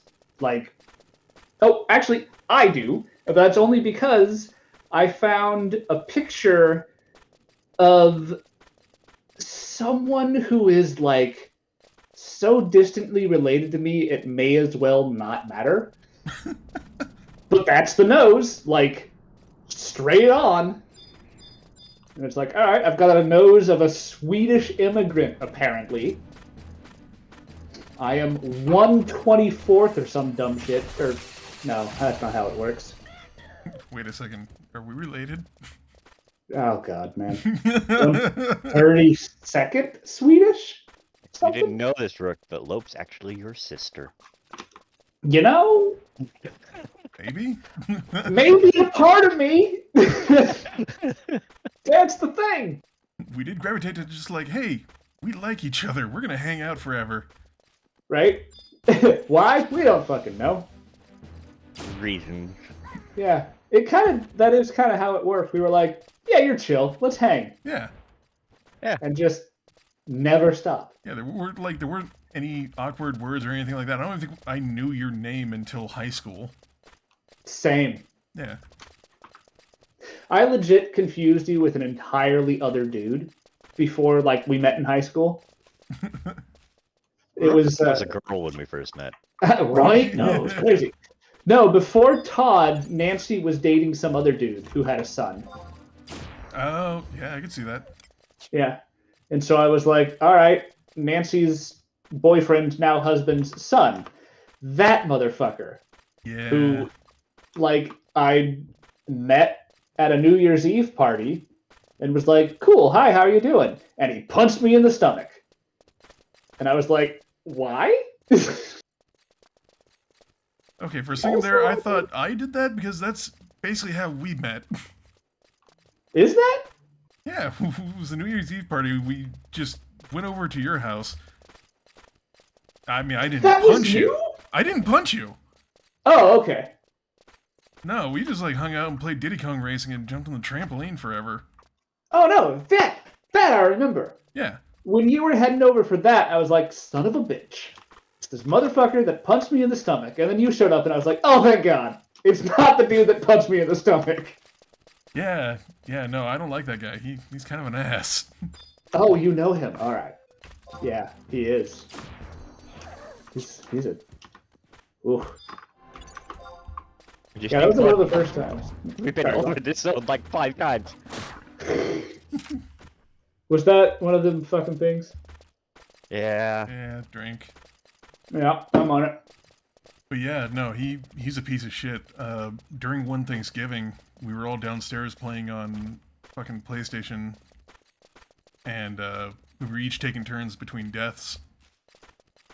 And I was playing, and then I got called up to go like load up, like set the dinner table or something like that. Mm-hmm. And I was like, hey, no, it's on my turn right now. Why don't you have one of the other 2 people here do it? Because, you know, we're all stepbrothers sitting there playing a game. Mm-hmm. He lies and says, I'm not doing anything, and then I get yelled at to go up and do it. So I hand off the controller and get up, and I give him, like, the, hey, you know, fuck you, tap on the back with a, you know, not a hard punch or anything like that. Yeah, like, dude, that was dick move. Yeah. Turn my back and start going up the stairs, and, like, as I'm taking the first step, he comes, like, charging up behind me, both hands to my back, throws me against the fucking stairs. And I turn over, and he's got his fists up, like, ready to go.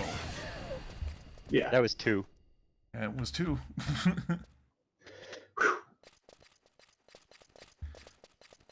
And basically, I just shook my head and just fucking went along. Yeah. Yeah, no, he's a piece of shit.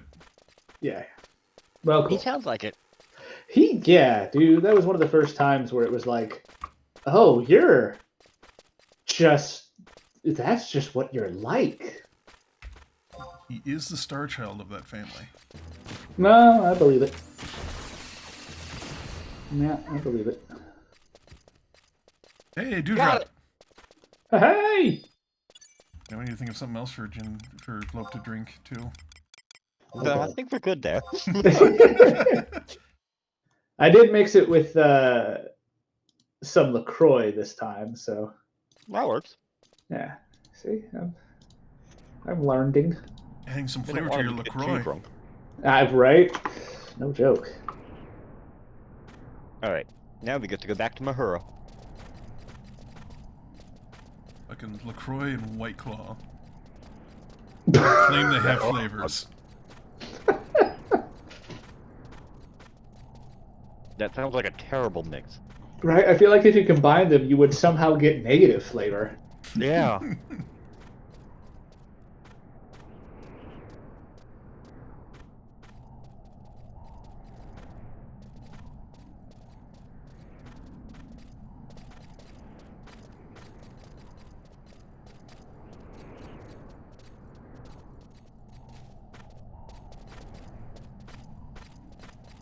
And from this just set of quests, I'm really glad I didn't decide to do fucking Summoner to run with you guys. Summoner? Yeah. Why not? Just imagine how many times like, hey, can we stop? I need mana. Oh, yeah. Yeah. This would have taken 3 times as long. I will be right back. Alright.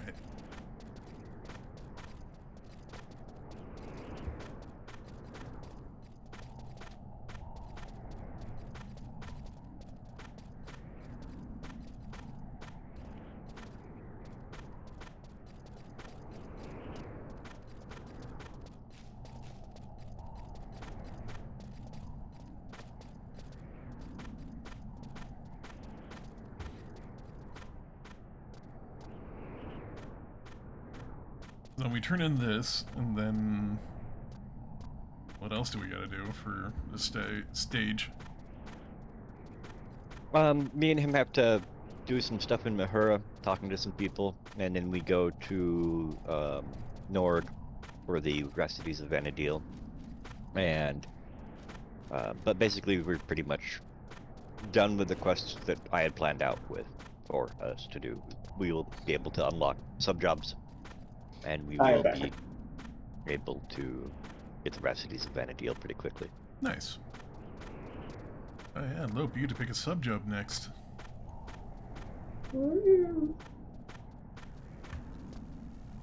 He's thief. His best job is going to be warrior. I'm monk. My best job is going to be warrior. So basically, me and Lope will need to go level warrior for a little while at some point. Yeah. Right. Is there? There's like prestige classes or something? Kinda? Sort of, yeah. Once we hit level 30, we can start unlocking other classes. Well, there's the advanced classes, but once you get up to capped level, there's like extended leveling of prestige level thing. Okay. What is a red mage then? Red mage is a base class. You can switch to that whenever. You can switch to that right now. Yeah. Really? Mm-hmm. You could have started as a red mage if you wanted to. Well, because I remember, I thought, God, I could have swore when I was playing originally, I was like going thief, and then one of the things you could prestige into from a thief was a red mage? Nope. No? Okay. I don't know what I was thinking of then. I mean, you can do Red Mage Thief until we figure out what you want to do. No. I mean, I'm down for doing warrior. Yeah. Yeah, warrior is the best sub job for thief. All right. But if you wanted to do something other than thief as your main job, thief's a good sub job for just about everything. Yep. Gotcha. Okay. You got options, man. It's true.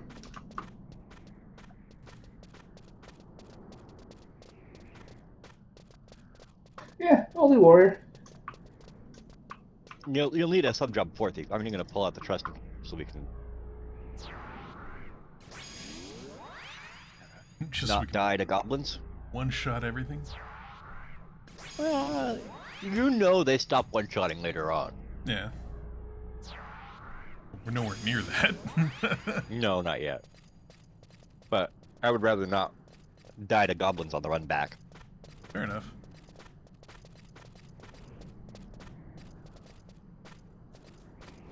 It's not like we're doing this for EXP or for a quest right now. We're just running from one place to another, so living.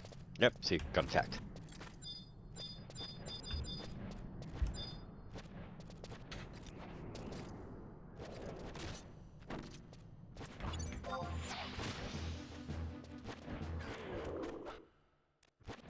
I don't know why I tried. Well, we got two other things that are very low health. Maybe we can get a... Oh. Fuck it.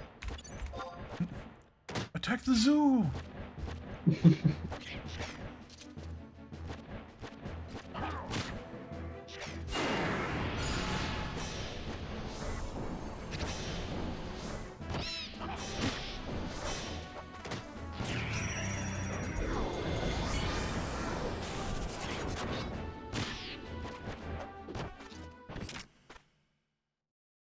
Yay. Alright, got a drink.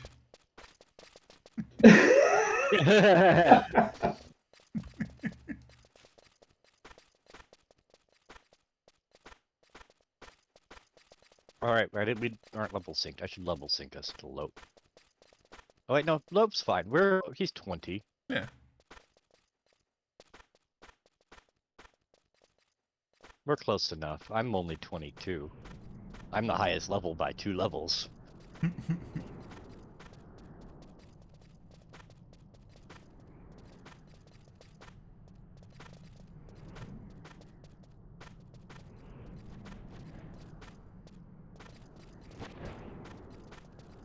My beard itches so much right now.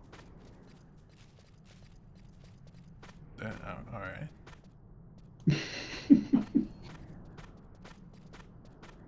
The constant throbbing in the right side of my face has gone down, so, you know. Well, that's good. Yay! See, the ibuprofen helps. Yeah. Found some ibuprofen. Luckily, it wasn't the bottle that was 2 years expired.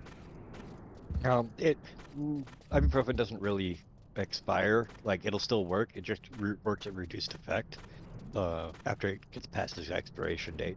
So, Yeah, I'm still not gonna fuck with it.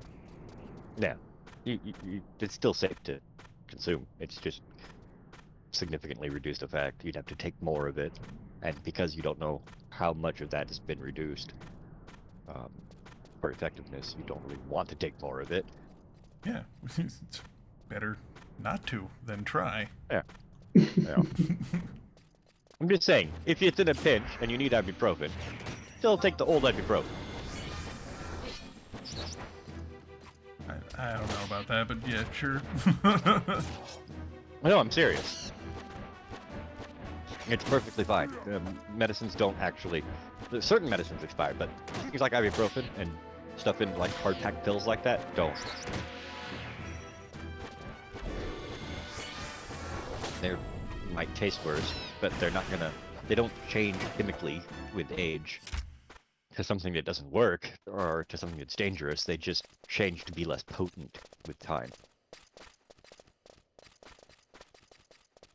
The expiration dates are set when the potency would be dropping below a certain percentage, but they'll still work.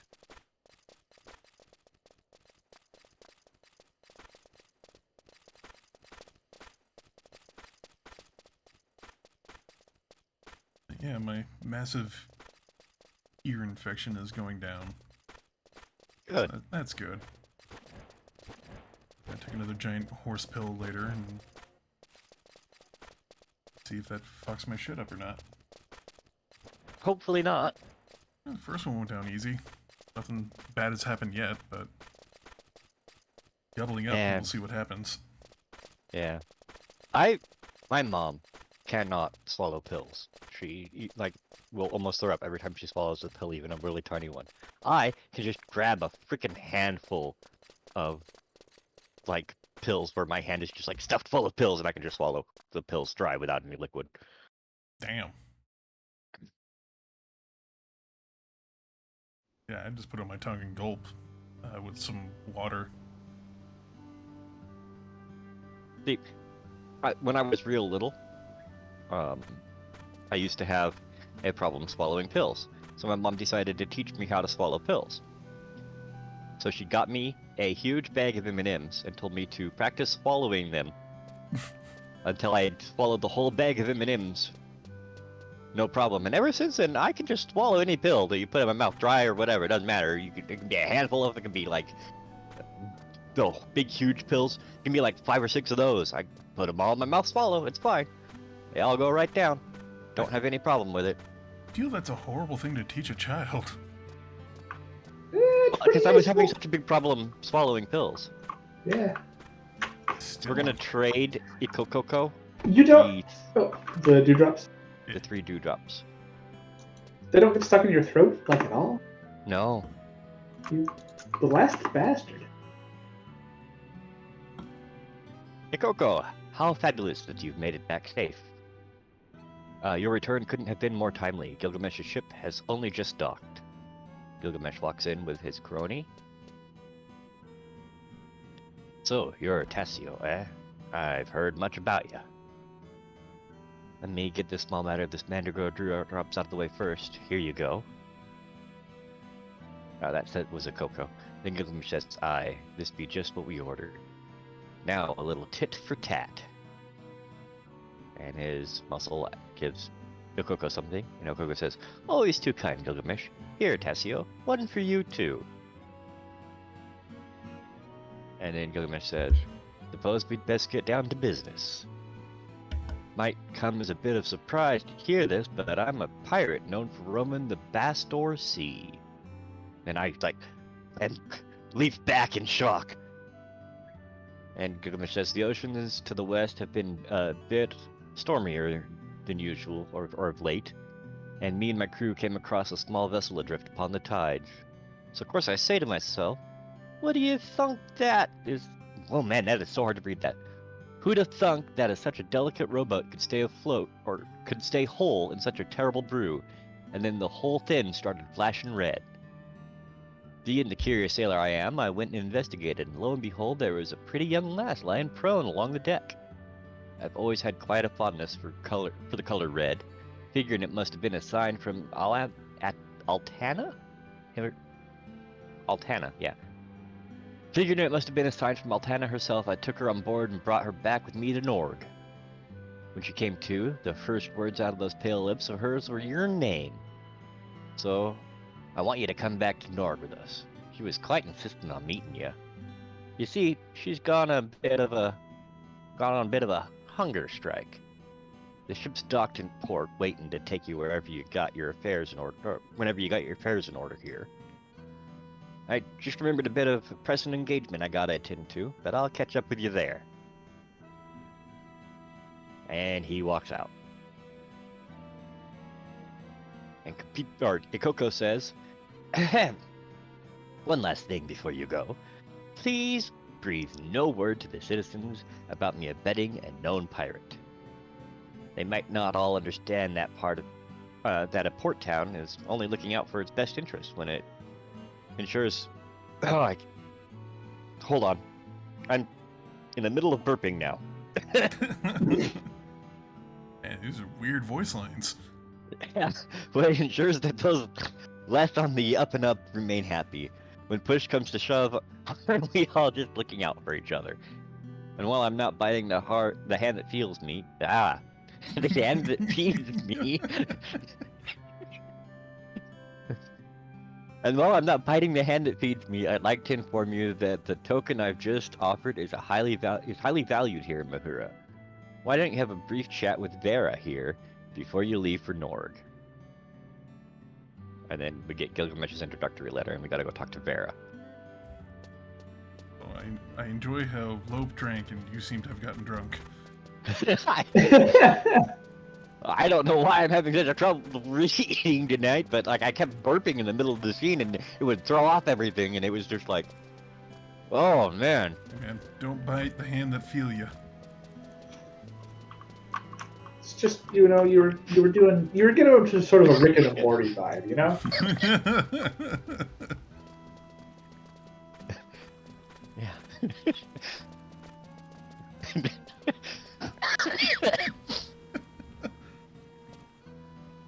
Do you want to read Vera, Lope? Sure. Well, a fledgling adventure. There seem to be more and more of you people these days. I may be able to teach you a thing or two. Interested? Wait, is that what I'm supposed to be doing, or am I supposed to trade? Yeah. Say, what is it? What is it? I'm glad you are, but I won't talk for free. Why don't you bring me a wild rabbit tail for starters, eh? Not that I'd be terribly upset with a Gilgamesh's introductory letter, provided you get your hands on one. Sure. Sure. Good, I'll be waiting here. Then talk to her again.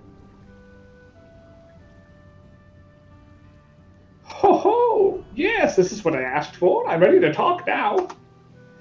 Have you ever seen people use abilities from jobs other than their main one? Those people are using something called support jobs. Come on. It's just gonna take a little while. Wait for it. There it goes. She's old. She talks stuff.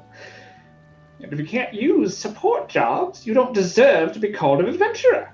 But I can help you with that. Ho ho. You can add a support job to your main one whenever you can change jobs. Of course, it has to be a job you've already acquired. But whatever you choose as your support job, its effective level will never exceed half of that of your main one. Your support job won't benefit from any experience points you gained either. It is, after all, only meant to be supplemental. I learned all this from Fantasy Colin. Let me give you an example. Let's say you achieve level 20 as a warrior and level 10 as a white mage. If you choose warrior as your main job and white mage as your support job, the following will occur. Your warrior level stays the same at 20, and your effective level in white mage also stays at 10, half the level of your main job. In this case, both jobs function to the fullest of their roles. Now say you choose the same white mage job as your main one, and put your warrior job as your support job. Your white mage level is still 10, but the effective level of your warrior job drops to 5, half the level of your main job. Now that's a lot of wasted potential, isn't it? Ho ho! And selecting a job with a level less than half of your main one as your support job isn't going to do you much good either. Make sure you're using your jobs to their fullest when choosing support jobs. As to which job is best suited to your main job, ideally, it should be one that either covers your main job's weaknesses or one that enhances its strengths. That's about it. Is everything clear?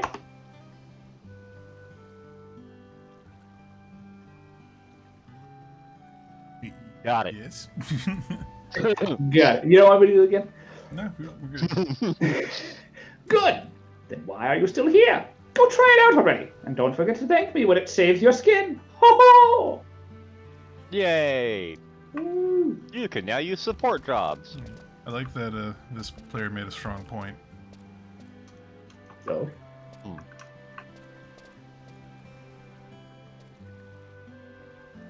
Wait for it. damn it. I hate you so much. I hate that it took until you said wait for it for me to realize.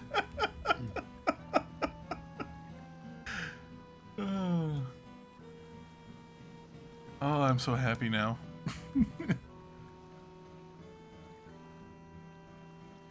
Alright, so we got that. Do we want to go level up our sub jobs now, or? Well, we gotta go to Nord now. Ah, right, we gotta go. Org. Do we gotta? We take this ship. This one, right? Boo. No, we gotta talk to Tonsav in Mahura. You'll just have to take the crystal, but me and Lope need... It's over here, Lope. Work's going the wrong way. Ah, You'll just have to take a crystal to Nord, but me and Lope have to talk to Tonsav over here. alright. Fine. I see how it is. You've already done this quest. This quest takes you to Nord. Y'all just don't like Gallicus. I got it. Tonsav says, "We're setting sail for Nord, landlubber. Hopefully you can handle the rough seas." Yes. Hoist sails, mateys. We're off.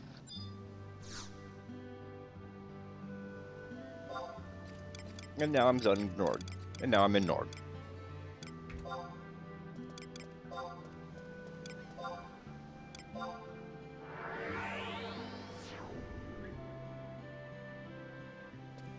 Now I'm waiting for Lope to show up in Nord.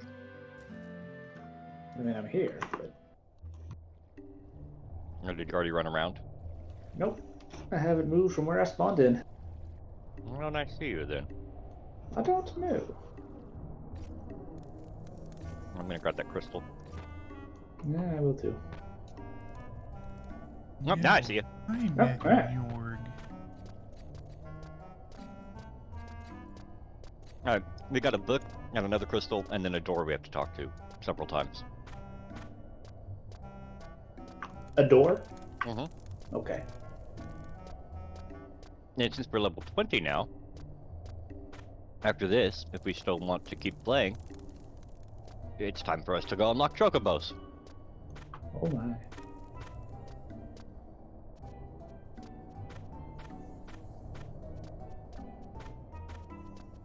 Alright, here's the book for survival guide. And I'm gonna grab the crystal over here near it. Remember all the survival guides we've been picking up? Now we can just teleport to Nord and go use that book to get to those places. Will be very useful later on. Yep. I bet. Ah, crap. You disappeared on me. Turn around. You're teleporting. Turn around. We're Right both in front standing of like right in front of you. You are. There you are. Are you Forward. teleporting around? We Wait, won't talk. No, I just you have are to like go. 40 shots in. Never mind. I was gonna say, hey. We're gonna go up the stairs. See the stairs? Go up the stairs. Never. I refuse. I'm not your All right. puppet. Guess we're gonna. I'm just following you, so no worries. I mean, if you don't want a 30% increased experience gain and 200 gil reduction on traveling through crystals, then that's fine. We're gonna talk to the oaken door. You got a cutscene started. Should I voice the oaken door? Yeah, sure, go ahead. Am I doing the door or Comlitius? Comitius. Comitiolus. Did he? No, it disappeared on my screen. You Okay. get bumped about by the waves on your way here, Tassio. No matter, the bosses be waiting inside for you. Thank you. Fade to black. Gilgamesh. But inside. Ho ho! Would you look at who's decided to join us? That would be Gilgamesh speaking. That would be Gilgamesh speaking. And then this girl calls us master. Runs to us. I am both humbled and honored to be able to exchange words with you once more. I have followed your instructions to the letter. Months upon years have I toiled, seeking guidance from both man and heavens, never once letting my training or dedication falter. All this I have done so that we may meet once more. Iroha says, unworthy though your disciple Iroha may be, her words and emotions are true.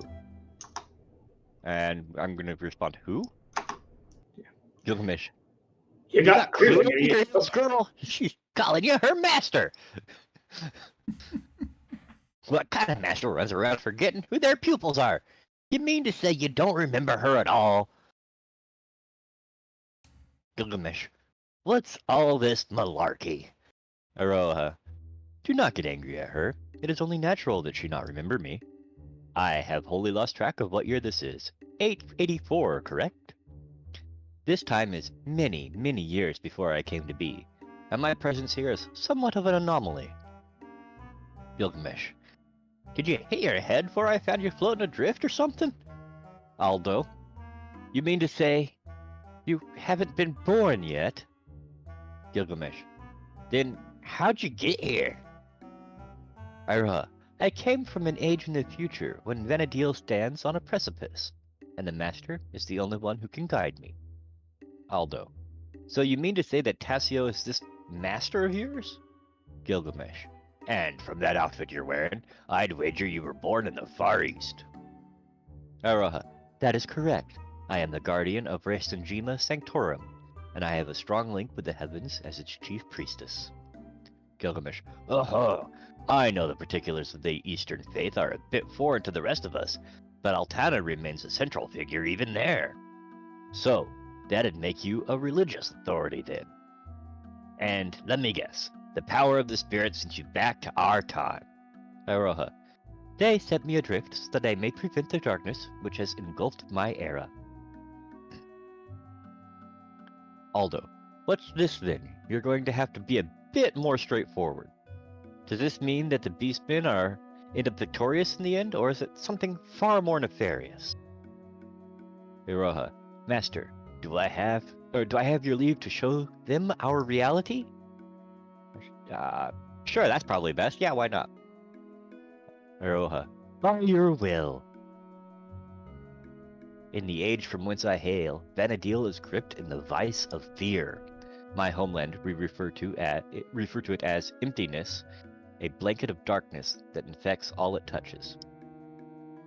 The master and her comrades strove tirelessly for a brighter future, and their tale is known by all in time. Many months and years passed. I came to be in this world and trained diligently under the master's gentle hand, and it was not long before the skies began to cloud, both figuratively and literally.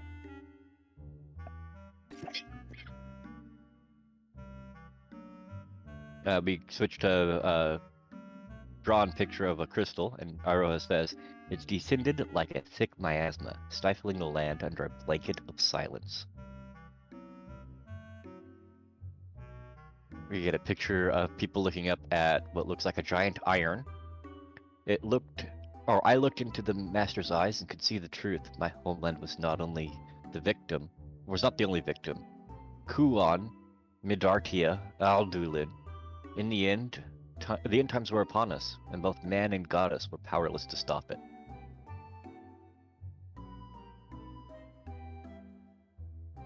Gilgamesh.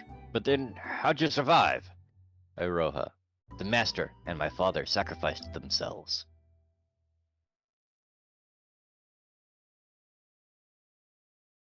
Drawing of an island.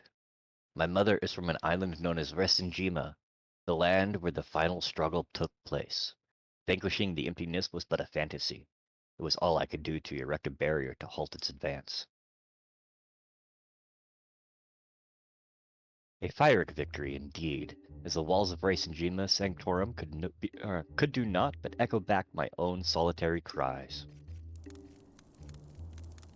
I was trapped for several years, when a spirit descended from the heavens to alight on a nearby brazier. She told me that there is only one speck of hope that could save us.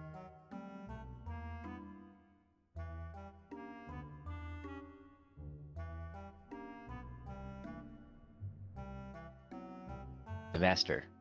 I was to find the Master and join my light with hers.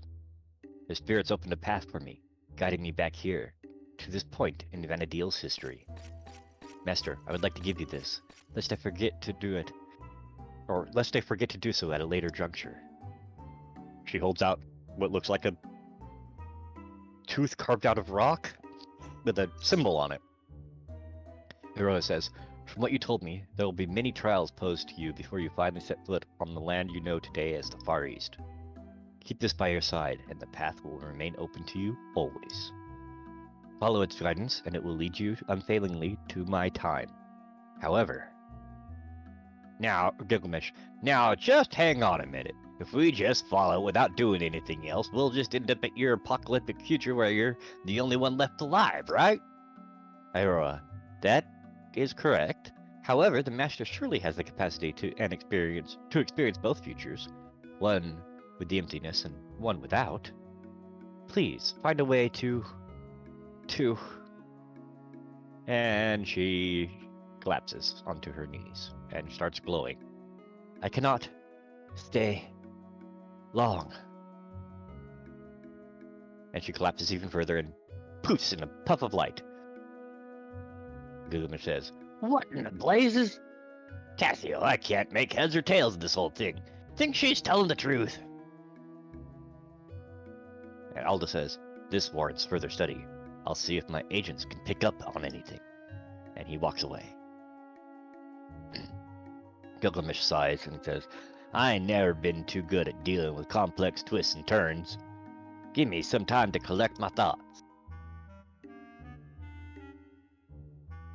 We have attained a key item, Resenjima Sanctorum Orb. We will now interact with the oaken door again.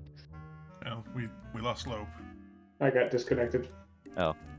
Well, I'm going to read the cutscene while Lope just reconnects and goes to the cutscene. So, Gilgamesh says, maybe there's something to that tale Iroha spun. There have been more and more oddities happening of late. All manner of near-before-seen beasts, people getting lost in places that look familiar but are somehow a bit off, and so much more that I could mention. At first I figured the beastmen were behind it all, but now I'm not so sure. We gotta take stock of the situation and dig up any common threads. Ideally, you'd be wanting to talk to my daughter Lion. Bit of a tomboy, that one, but there's none in the Middle Lands as could match her clue-gathering skills. There's just the small question of where she ran off to this time. Camille says, we made Norg our headquarters about 30 years ago. She bolted out of here a couple of days ago, asserting that the best way to ascertain the Beastmen Confederate's plans was to put our feelers amongst their allies in the Three Nations. It stands to reason, then, that she's either in Bastok, Sandorio, or Windust. Gilgamesh says, then you might run across her during the course of some Beastman-related missions. Head back to your home nation and follow up on that threat first. And I have obtained the key item Rhapsody in White. Huzzah! Now we must wait for Lope. Yeah. And re-invite Lope to the party.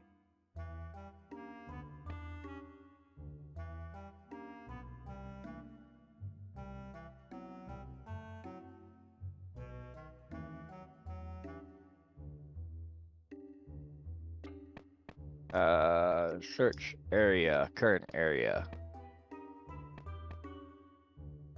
Did you Scroll way down to the L's. Find Lope in the light. did you talk to the door twice? I did, yes. All right. Did you get the Rhapsodies in White item? I think so. Hit hit F once, and then hit F again, or hit Okay. F, hit Enter, then hit F. Does it say? Did you get Rhapsodies in White? Wait, I have another way to check. Hit minus. Go to the second tab under quest. There's key items. Go to permanent key items. And scroll down. Do you have Rhapsody in White at the very bottom? I do, yes. All right, cool. Time for us to run to Juno. I will be right back. All right, I'll wait here. I mean, I'm following you, so. Oh, okay. We're going to the crystal so that we can go back to our city, and then we're gonna talk to a specific person to get a port to the area outside of Juno. It'll be really quick.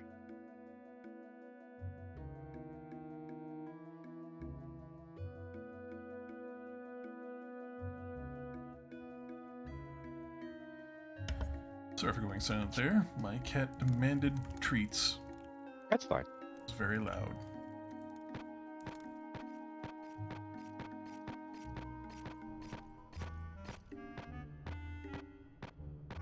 You got your treats.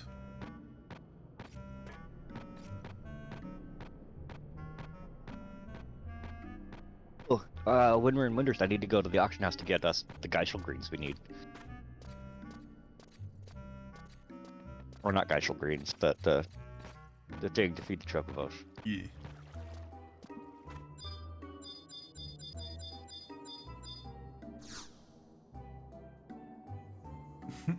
Well, Lope is stuck against the wall. That's fine.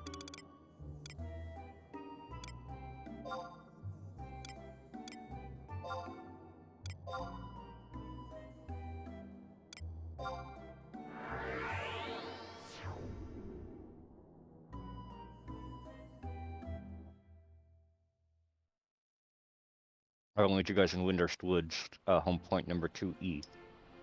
I am back and trying to run into a wall. That's fine. I'm at Juno.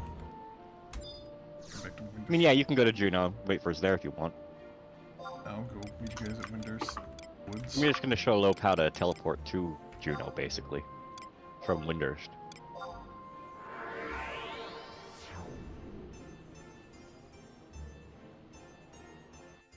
Am I going to Windhurst? Windhurst Yeah. Woods. I gotta find out the person we gotta talk to, so give me a second here.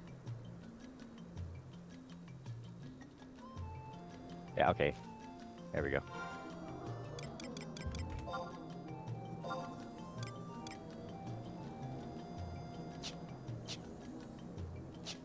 Yep. Oh, I thought that was you. Yeah, it was not you. That is some guy named Lupu Desu. Very different. I turned around and there was somebody running at me, and I'm so used to, if somebody's running at me, it's you or him. So I'm just like, oh yeah, that's Lope. No, wait, that's not Lope. And I'm surprised you don't take that as, like, I should be in defensive stance now. Oh. So we're gonna talk to the little blue midget, Wow. and he's Yeah, gonna, we're we're gonna going go to, bring me to a wanted encounter area. And we're gonna go all the way down to content level 125. And we're gonna select Batilla Downs. And then, yes, it's gonna cost us 100 alkalades. We're gonna say yes.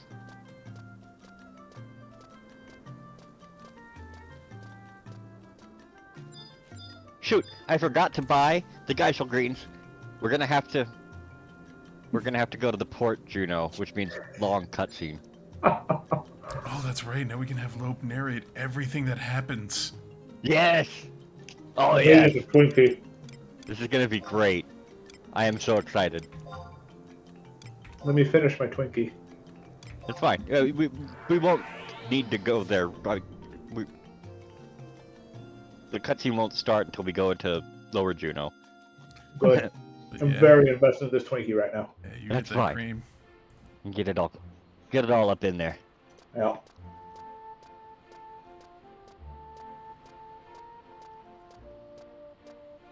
Oh, and we get to watch him try to drunkenly do the speed test. Oh, today's a good day. Alright. When you're done with the Twinkie, let me know and we'll go to where the cutscene is. I'm done with the Twinkie. Alright, we're gonna go to where the cutscene is then. Twinkies aren't terribly large.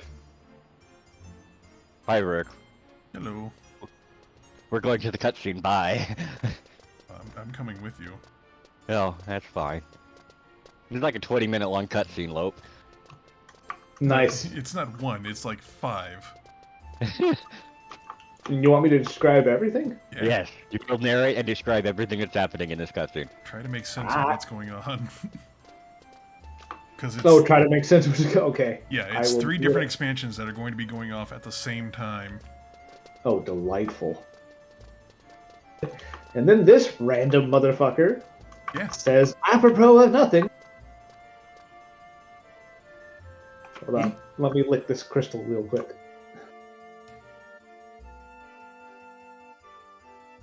I'm starting the cutscene. I'm Oh, just gonna. apparently I am too.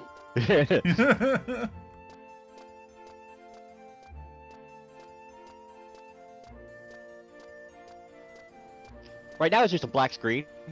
Yeah, it's downloading a lot of data, it looks like. Yeah, Yeah. it's a long cutscene. There we go. Panning over the city of Juno. People walking in the streets. I don't know, Yeah, let still Lope. a black screen for me. I'm gonna let Lope do it now. Yep. What Jim said. It's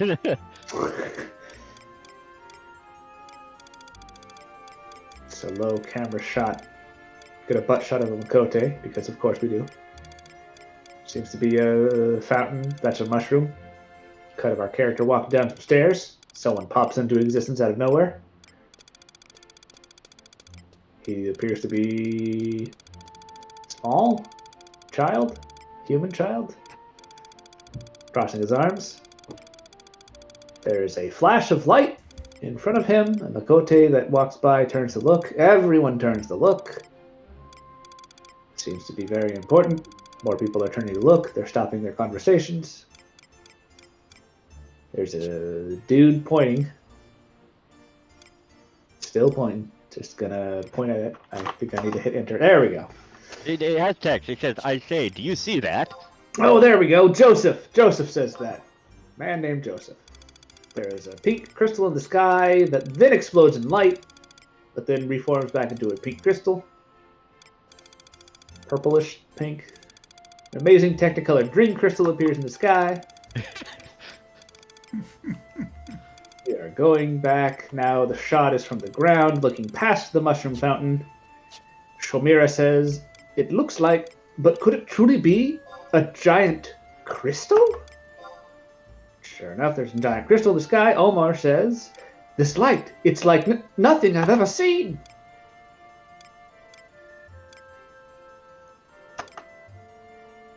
Fantasy World experiences Cherenkov radiation for the first time.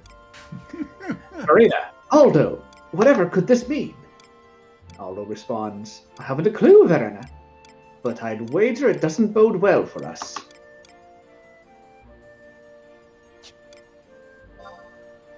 Screen fades to black.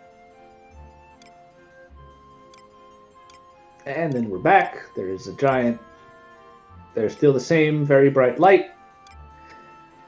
We are now looking at 3 elven figures in a courtyard of some manner, and the feminine one turns is Clady. "What could this mean, brother? Is it some sort of omen?"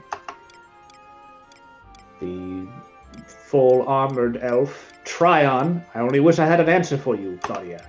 Clady. Excuse me. "One thing is for certain, though. We've not seen the likes of this crystal before." There's a third elf in a sort of cloth get-up. Oh, screw you, game. Named Pewgy.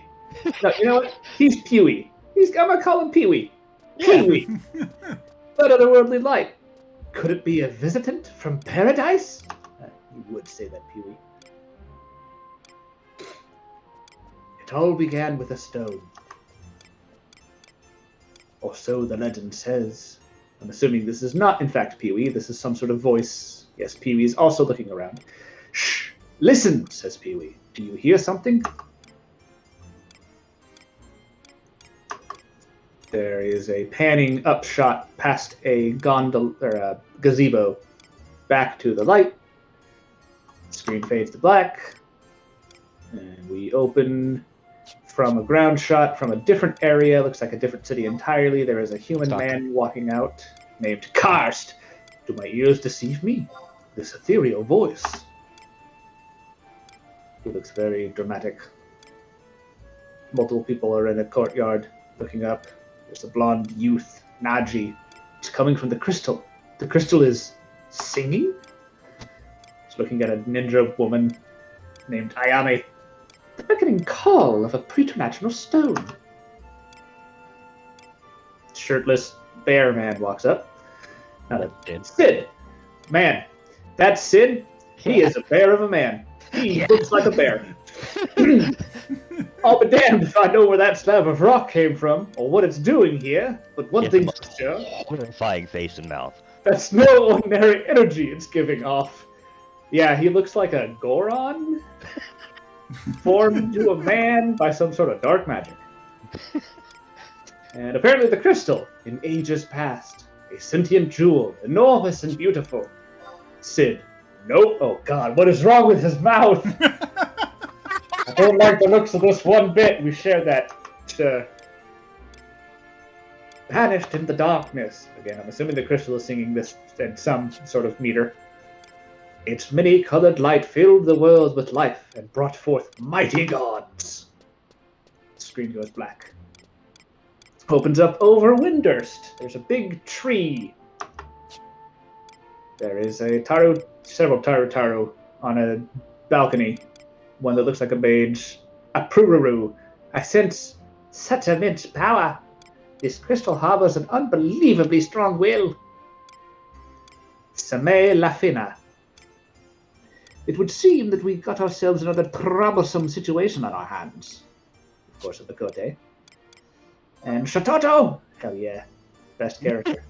Yeah. So we face a most curious plight. What a perfect occasion for me to practice my intellectual might. Oh! Excellent. Thank you, Shatoto. Some sort of question mark entity. Looks very done up with pink bows tied around a weird sort of hair turban thing. Also a Taru. Stand back! You must not draw near! Everyone turns to look at her. Semi Lafina. Star Sybil! And apparently Star Sybil, the one with the sort of hair covering. That thing! You must not approach it. It is not meant to exist in this world. Semi Lafina. Not meant to exist in our world? But that means... Star Sybil looks troubled and grasps her forehead and wiggles. That stone, it is... Everything goes sort of blurry for a second. They use Gaussian blur to great effect. No! The horror! The pain! Love will be the ruin of us all! Samin Lafira, Star Sybil? And then she collapses. It's a glowing crystal. Doing a panoramic shot back to where we started. I remember where it was. We're looking back at our through the character. cutscene yet. I'm what now? Not even halfway through yet. Oh dear. Oh, yeah, my throat's getting a little sore, a little tight. Star is... Oh, they exploded? Maybe? It burst into hundreds of motes of light that are falling on the city. Bathed in that light, the world entered an age of bliss. Until, after a time, the gods fell into slumber. That world was called Vanadil? Vanadale? What is the name of the world that we're in? And a deal. Vanadil. Oh, world. Vanadil. I've been hitting enter to go as fast as I can, and I just now finished the cutscene. A crystalline prophecy, ode of life bestowing, Final Fantasy XI Online. All of it was an introduction for this expansion, I'm assuming. Yeah. It's Pretty still much. raining motes of colorful light. Everyone's wondering if maybe that mushroom they ate was the wrong kind or the right kind of mushroom. Especially the man whose mouth is open an unforgivable amount.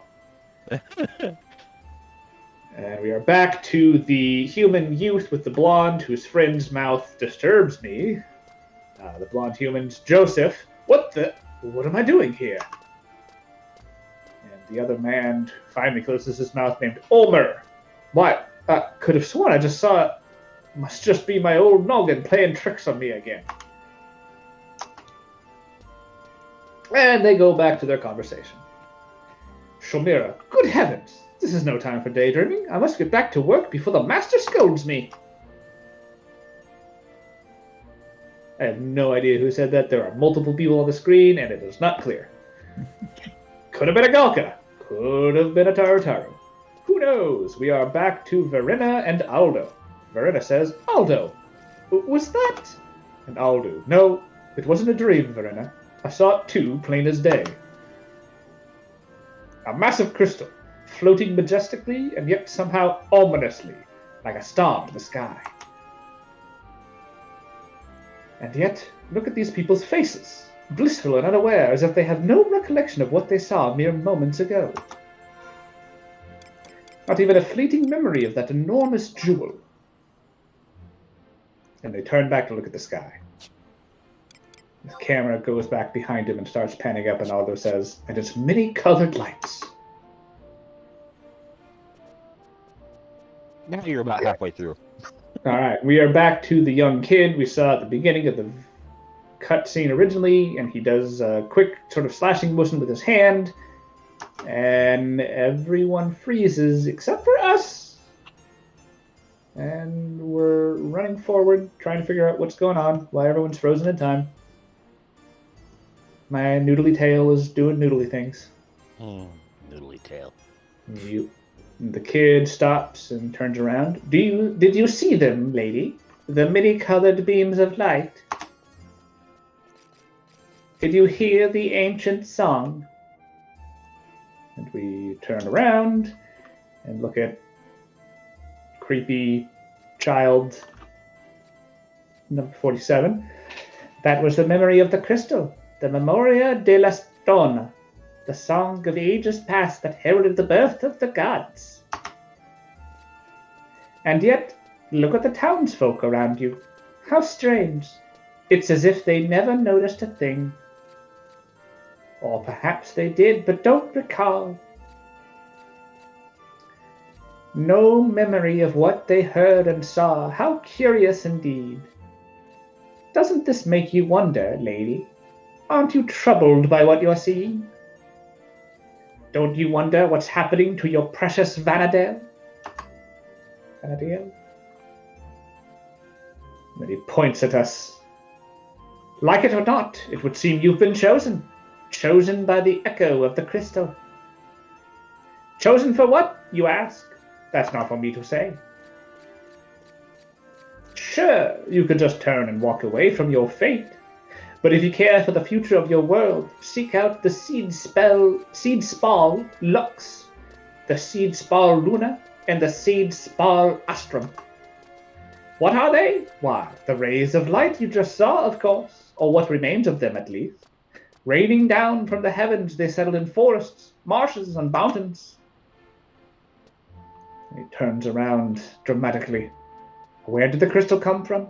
For what purpose has it come to our world? Open your ears to the echo of the ancient melody. He looks up, arms limp, and you might just find the answers you seek. Camera pans out.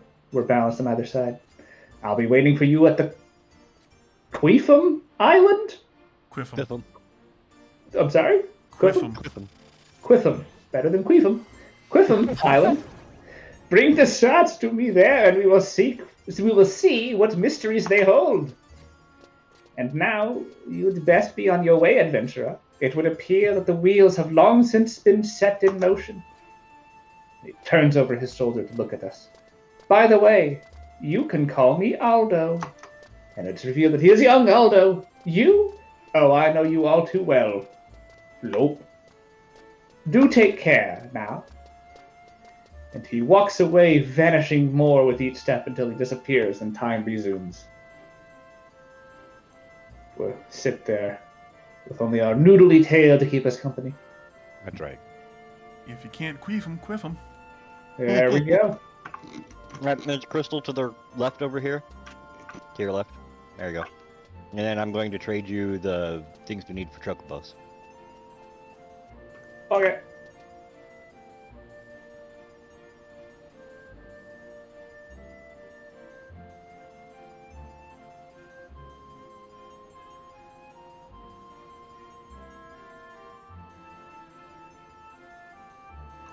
Thank you. Alright, going back up. Yeah, before we trigger another cutscene. I have no idea who any of those people were. Or what was going on. Yeah. Welcome to the storytelling in this game. I mean,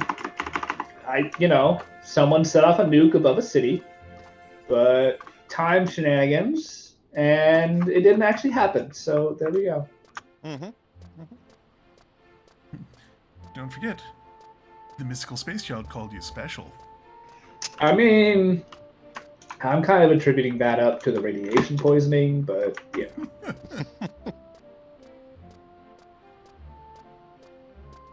Where am I going? Where did you go? Where did everyone disappear to? Teleport doesn't exist anymore. Well, we're going to the chocobo place, so just keep running forward. Not up the stairs, but out to the side, and start running back towards the crystal that we came from. You do know you gave those directions to the drunk man. Oh, right. Hey, I got it. I got it. Sort of, maybe. I don't actually see a map here. I apparently don't have a map, so... Oh yeah, we gotta, buy all the We gotta go maps. get you some maps, yeah.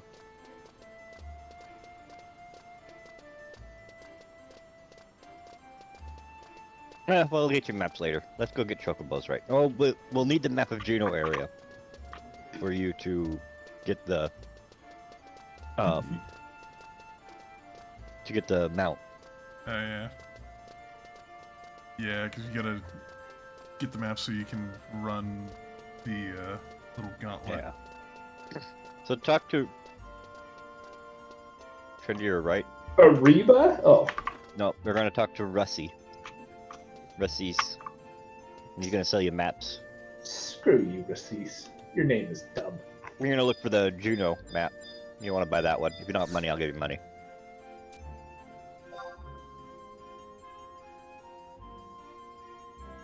I got it. All right. Now we go back out the door. I have all the maps. Yeah, I do too. Feels I good. spent so much money on all those maps. Yeah. It's good, man.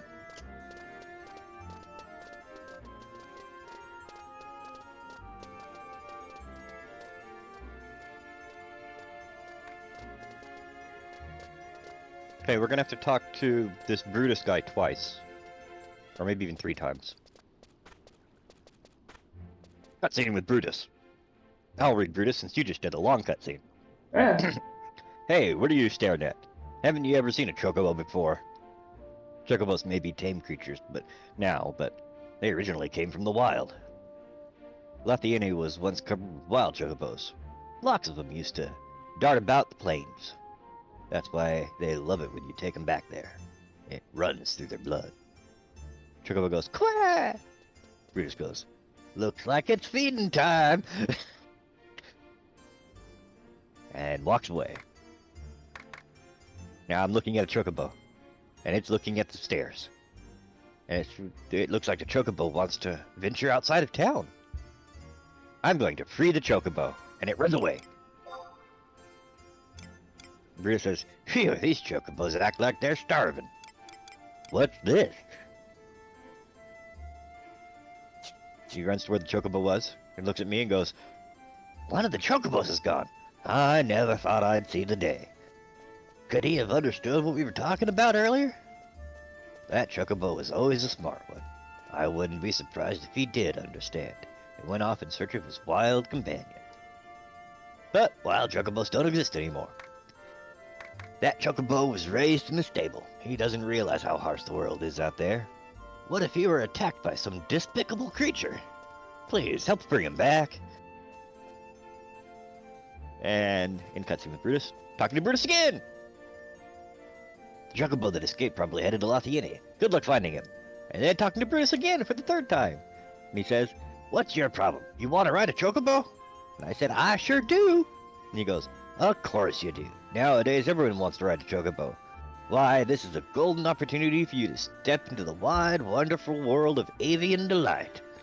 Then again, you young people have a tendency to throw creatures away without a moment's thought.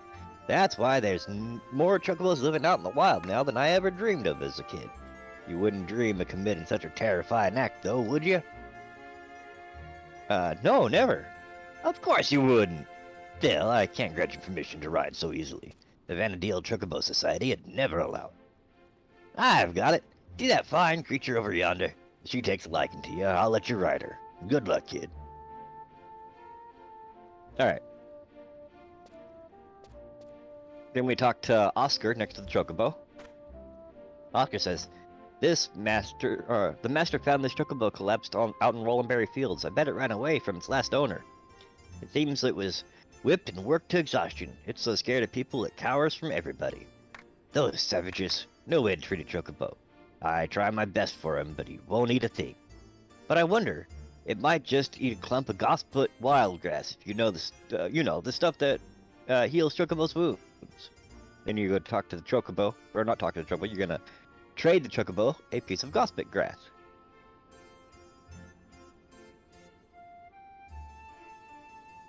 And it goes, "Quack!" He still looks terrified of you. And Oscar says, "They won't eat a thing until they're comfortable with you. Just keep at it, okay? And now I must wait at least 45 seconds and try trading it again. And we'll do this 6 times. Until we have traded it all 4 pieces of gosput grass." Yep. And hey, at least it wasn't the 24-hour wait period before. Where you had to wait 24 hours between each one, 6 Oh, times. Yeah. God. Yep.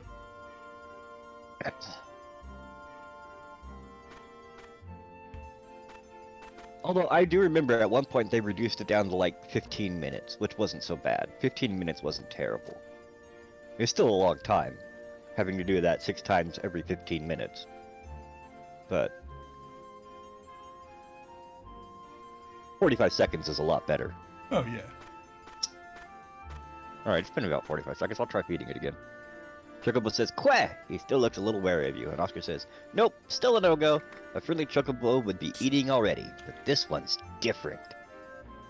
Gotta wait another 45 seconds. This chocobo's an asshole.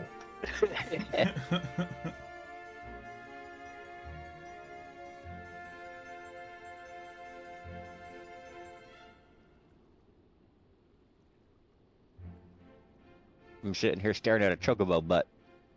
It's a good butt. As you do.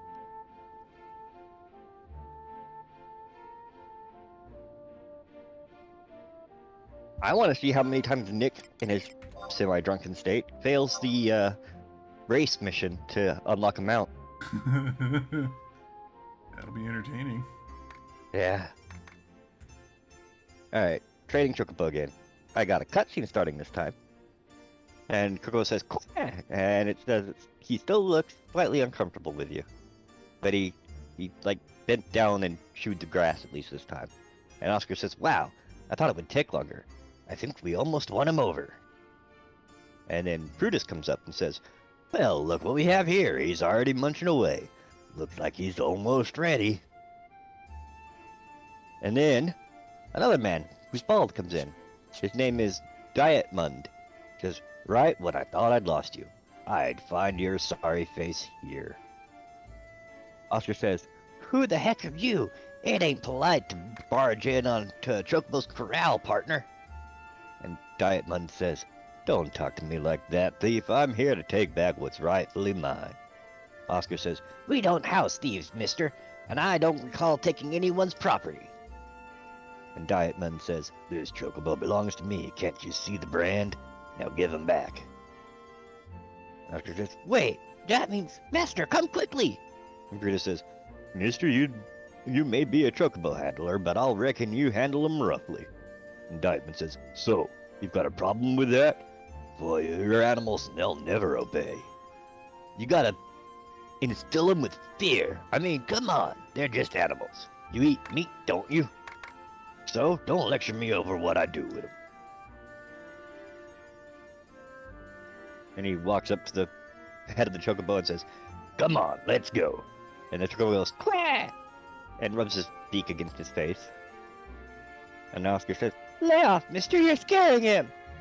And Diamond says, yeah, well, that's because you've spoiled him rotten. I'll be back for what's mine, you mark my words. And he walks off. He's still walking off. It's a very slow walk off.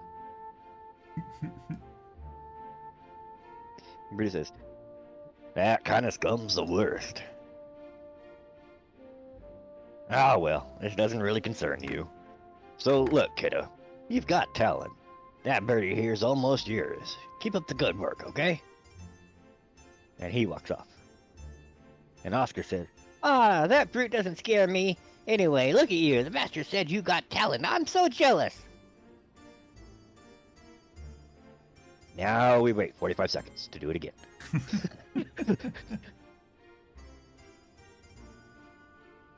Ah, good times. Good times.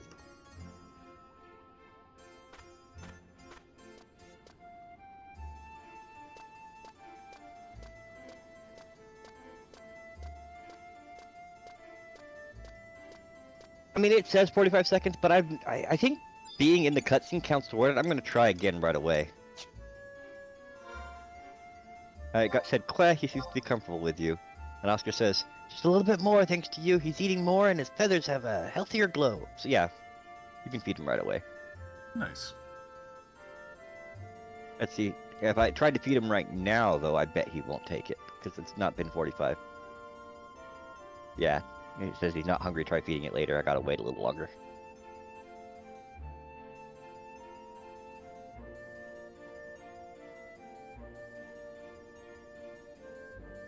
You could just spam trade on it until it accepts it, I guess. I mean, I'm not gonna say that's what I've been doing, but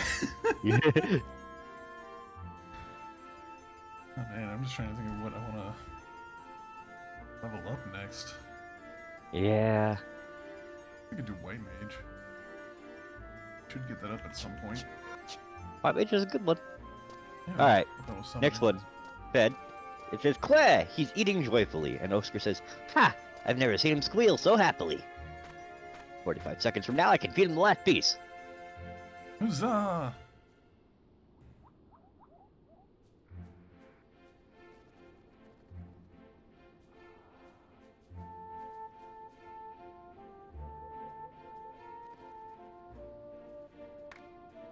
I like that Lope has, like, mismatched gear. Didn't buy a full set of the bone stuff, just bought part of it. Oh yeah, True. we went over that. Yeah. I got a Chocobo license. Yay! And we'll be right back. You would.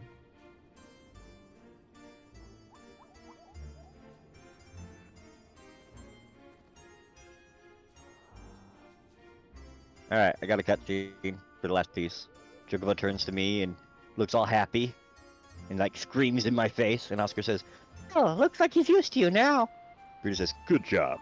Now you're qualified. Now you're a qualified Chocobo rider. Now that you can read animals' minds, maybe you can become a beastmaster.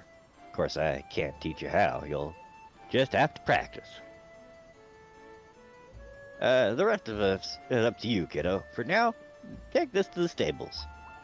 Pulls something out of his pocket and hands it to me and walks off. The doctor says, the master sure was profound talking about reading their minds. At least we know he's the last, or at least we know the last owner didn't have that gift. And I have a chocobo license. Little do they know that was the Beastmaster. He's the one who trains you to be a Beastmaster. Yeah. Though he does turn around to be a better guy when you learn to become a Beastmaster from him. Yeah, I mean, like, he doesn't care about the chocobo mostly because he's worried about his kid. Yeah.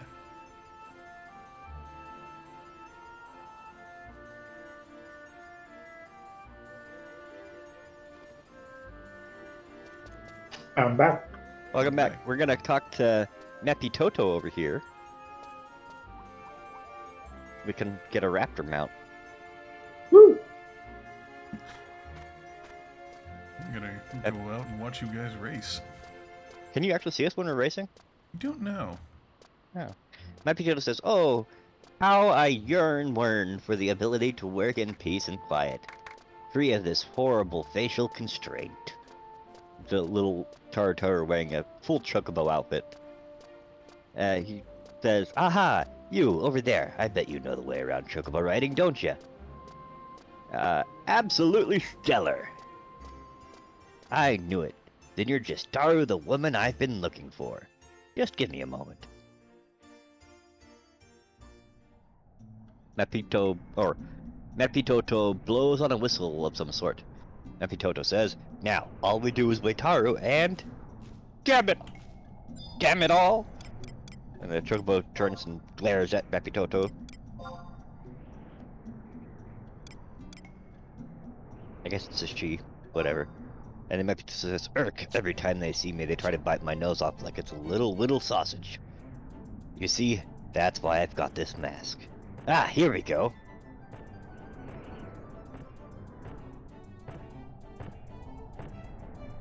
We now are looking at a raptor. And Mepitoto says, "All Vanadilians have long since mastered the art of taming the chocobo. Few of us have been working on domestication of some more exotic beasts. We think that we finally stumbled upon something, but we're loth to release it upon the populace without taking it for a test drive. And that's where you adventurers come in.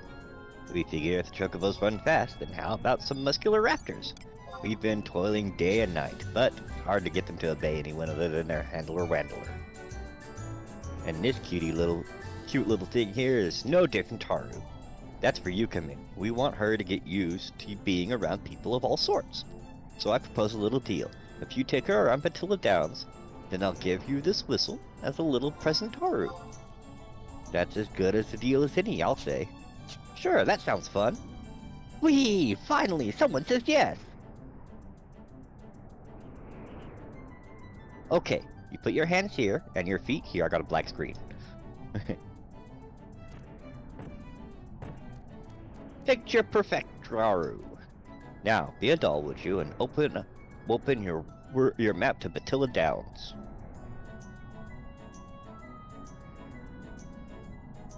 Bunch of spots are popping up on the map. Says, "Okay, see these 8 Taru spots I've marked? They're locations within the downs that I need you to visit. There's a few hollows there, you see. And in those hollows, I've left some of our erstwhile companion's favorite treats for you to give her. If you'll forgive saying, you'll have her eating out of your hands. But 8 spots is a trifle much, So let's just cut it down to 5. That should be enough to make her cuddle up to you like a puppy. And when you're done with that, I need you to go over here." And it puts up a different spot. And it says, "My good friend Cerilia will be waiting for you to return that raptor. Like I said, just sometimes our friends here can be less than cooperative. She can get tired, or it's better to say sick of it and slow down, and may even wake you off her back. But she's a sucker for encouragements, so if that happens, just cheer her up. Another thing, she'll go bolting off home if you dismount, so if that happens, just amble your way back here. Have a safe trip!"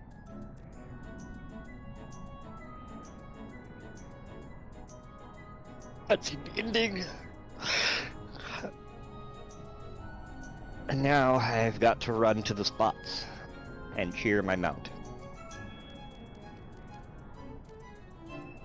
Try to stay on flat ground as much as possible. Going up hills will tire you out faster. Okay. And it's timed, so yay. Yep, you gotta be fast. is what you do is go grab food, almost immediately type /cheer if your bar's getting too low at the top left, and then make a beeline for the next food. It's inside little mounds like this. You want to go through the entrance. Thank you. You just run over the food, and it will pick it up.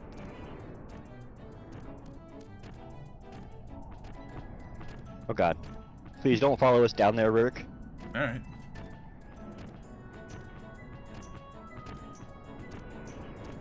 And, we have collision with you still. Not with the monsters, but with you. Got it. Heh. Excellent. Follow you everywhere and get in the way. And Yeah. do. Yes.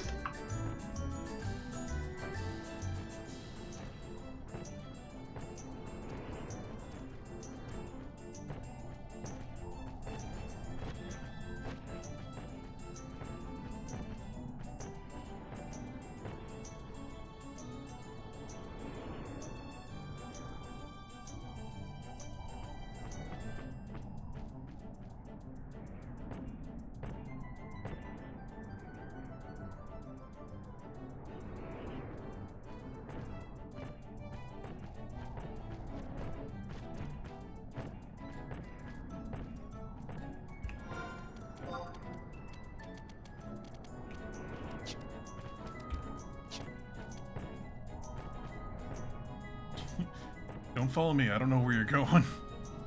Oh, I was trying to open my map.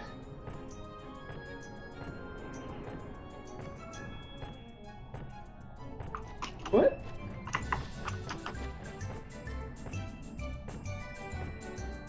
Did you get knocked off of yours? It just ran off. You didn't cheer enough. You got to cheer after every food pickup. Oh. The second bar along the bottom will fill up, and you can make the bar go down by typing /cheer. Go back to the Falafel and or Tartaru and start again. You can No, set I it to an easier mode so that it doesn't drain Yep. stuff as fast. So Yeah.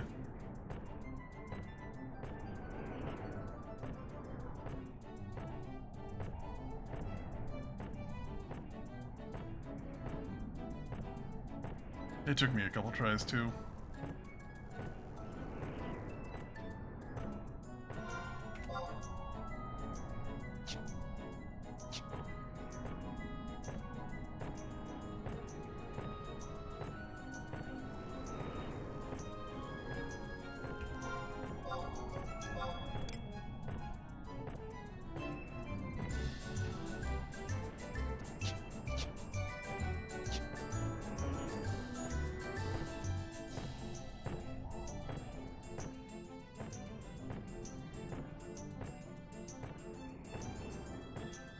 it is not easy.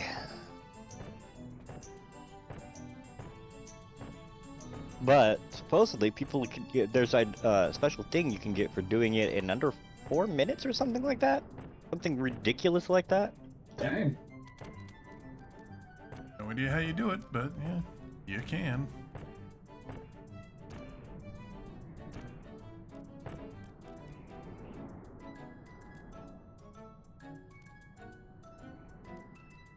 I'm sure there's some optimized path that you take. Oh, I'm sure you could find like the how-to.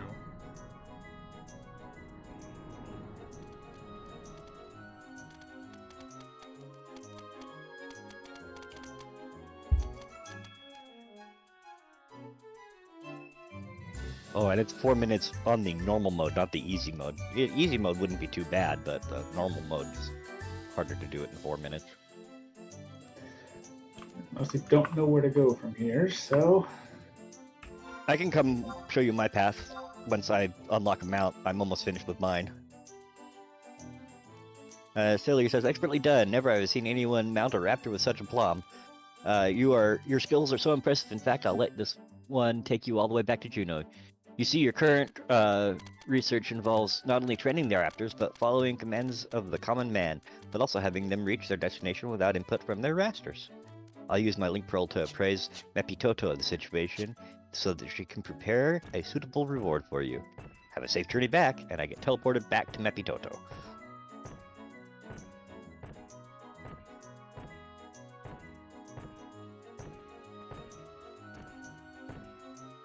Hold a Juno at least. Oh, I can turn in the red crab that I got for logging in for the login rewards. Nice. Crab is pretty good. What's the red crab instead of the blue one? But yeah. Yeah. It'll be the Christmas crab. All hail the Christmas crab. Christmas crab, best crab. Talking to Mepitoto again. Mepitoto says, "Look who made it back, and no worse for wear. A deal's a deal. With this hunter or trainer's whistle, you should be able to call your raptor to your side anywhere out in the field. Don't give me that dirty look. This one's a bit more docile than the one I had you take around Batilla Downs. To ride a mount, just select mount from the ability submenu. Your trainer's whistle is a bit special because it can produce all manner of lovely sounds. If you come across a chocobo whistle in your travels, would you mind showing it to me? I can register it in my trainer's whistle. And if you stumble upon an item known as an astral notebook, then I can register that too. Chocobo whistles and items with a note symbol can be used to obtain new mounts by trading them to Mepitoto. Feel free to do so right away. Note that chocobo whistles will not be consumed in the process. And while I have you here, the raptor you took out before could always be used more training. I don't think I can provide you with much more rewards, so it's really up to you, but it would be quite a boon for me. So now I will trade Mepitoto my red crab thingamabob.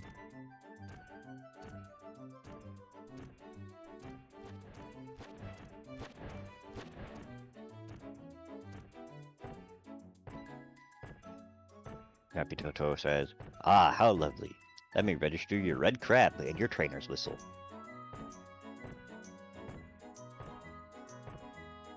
And Mepitoto says, with this, you should now be able to mount a red crab. I'm gonna mount it so hard. Whoa. Come outside and mount it right now. Woo! Gotta mount the Christmas crab. It's still prime time hours. Hold on.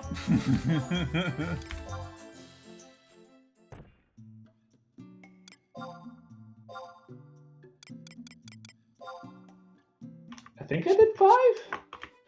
It'll tell you in text box what number of the one it is you just hit. Definitely not that red of a crab. It is 5. Excellent. Okay. Yep, I I need just to need to go go to the blue place. that one lady at the end.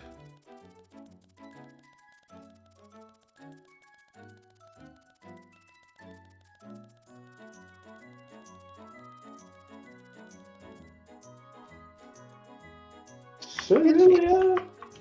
It's kind of a red crab. It's kind of a red crab. Yeah. Christmas crab. Reddish brown crab. I'll take it. I like it better than the blue one, actually. See? I still enjoy that I'm just gripping its skull tightly. I mean, on my other character, I wasn't, but this one, I'm kind of like grabbing its skull, too. Just with both hands. You're Yeah. just like right in between the eyes. I'm like right behind the eyes. Hey, Lope did it. Yay! Second chime's the charm. Yeah. Oh, I love the crab. I bounce up and down like I... Well, you know. Look how much I bounce up and down on it. I do the same thing. Yeah. It's great. Crab. Am I going back down to the chocobo, guys?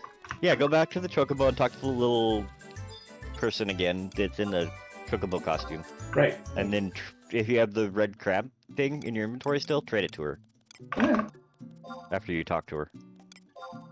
Then you can come out and we'll tell you how to mount your crab.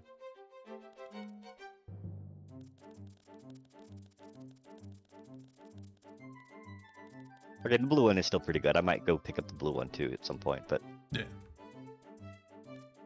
The vibrant blue versus the kind of muddy red. yeah, I do like the muddy red though. It fits the aesthetic of the game.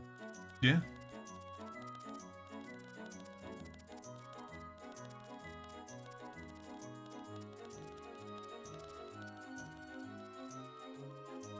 Fuck riding chocobos. I'm gonna ride crabs.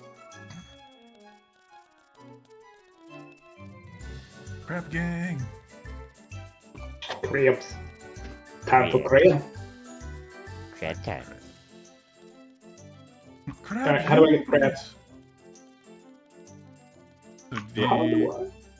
How do you what now? as you get I crab. said, how do I get crabs? But Oh, did you have the item in your inventory? I did, yeah. I traded it to them and I have it registered. Right, then come outside. Outside, I'm assuming being outside of the zone? The city? Yeah, Ballista zone out Downs. to the Tilla Downs. Tilla Downs. You run up the stairs, some chocobo thing, turn right, keep going. Yeah. It's actually technically the Covethi Barrows. In her own Covethi. Before Trump ever made the mistake of doing that, this game already had a Covethi in it. Excellent. Yeah. Well, it took us 3 hours to get political. Yeah. Record. That's a new record. Yeah. Is it under key items? What am I going for? You're So looking you're for gonna ability. hit F1, and go down to abilities and go to mount, and then pick which one you want to ride on. I prefer the crab, but you can take the raptor if you want. Crab. Tickety, tackety, tickety, tackety. Yes, crab is superior. Crab is far superior. I will run and never stop. Goodbye. I'm Oh gone. yeah, great thing when you're on mounts, enemies won't attack you. Perfect. I will run forever. Wait, I want to show you some of the horrible things you can ride. Alright, Oh yeah, we've got some Yes. good ones.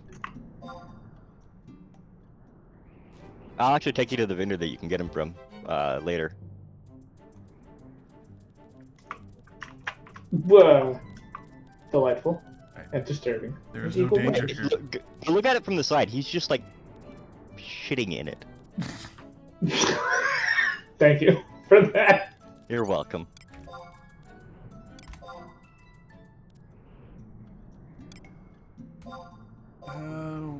It's another good one. Just go down the list. Show them all. Alright, we'll go for the tiger. Why can I not summon my mount? Oh, I got 20 seconds. Yeah, you gotta wait a little while. Come in, Lope. Huh? Come into the Take her in city. here for him, because he's not mounted.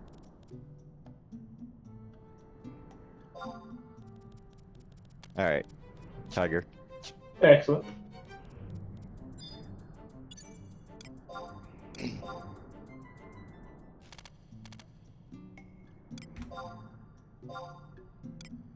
I think the best one is Alexander and the Beetle. Yeah, the Beetle's pretty good. The Beetle's like the smoothest ride. The crab's not too bad. Yeah. It's a little jittery. Well, I guess while we do this, I'll just go ahead and wrap up the stream. Thank you those that were hanging out and to our madness and stupidity. I hope this was fun for you as it was for us. We will be back next week. Hopefully we'll actually do Guild Wars this time, and then Final Fantasy will be Friday. And yeah, if you guys are interested, we do have a community Discord down at the bottom where we usually hang out. You can come hang out and chat whenever you like. And have a good weekend. Beetle! Beetle. Weedle. Beetle. Have a good night, everyone. Night, everybody. Have a good night.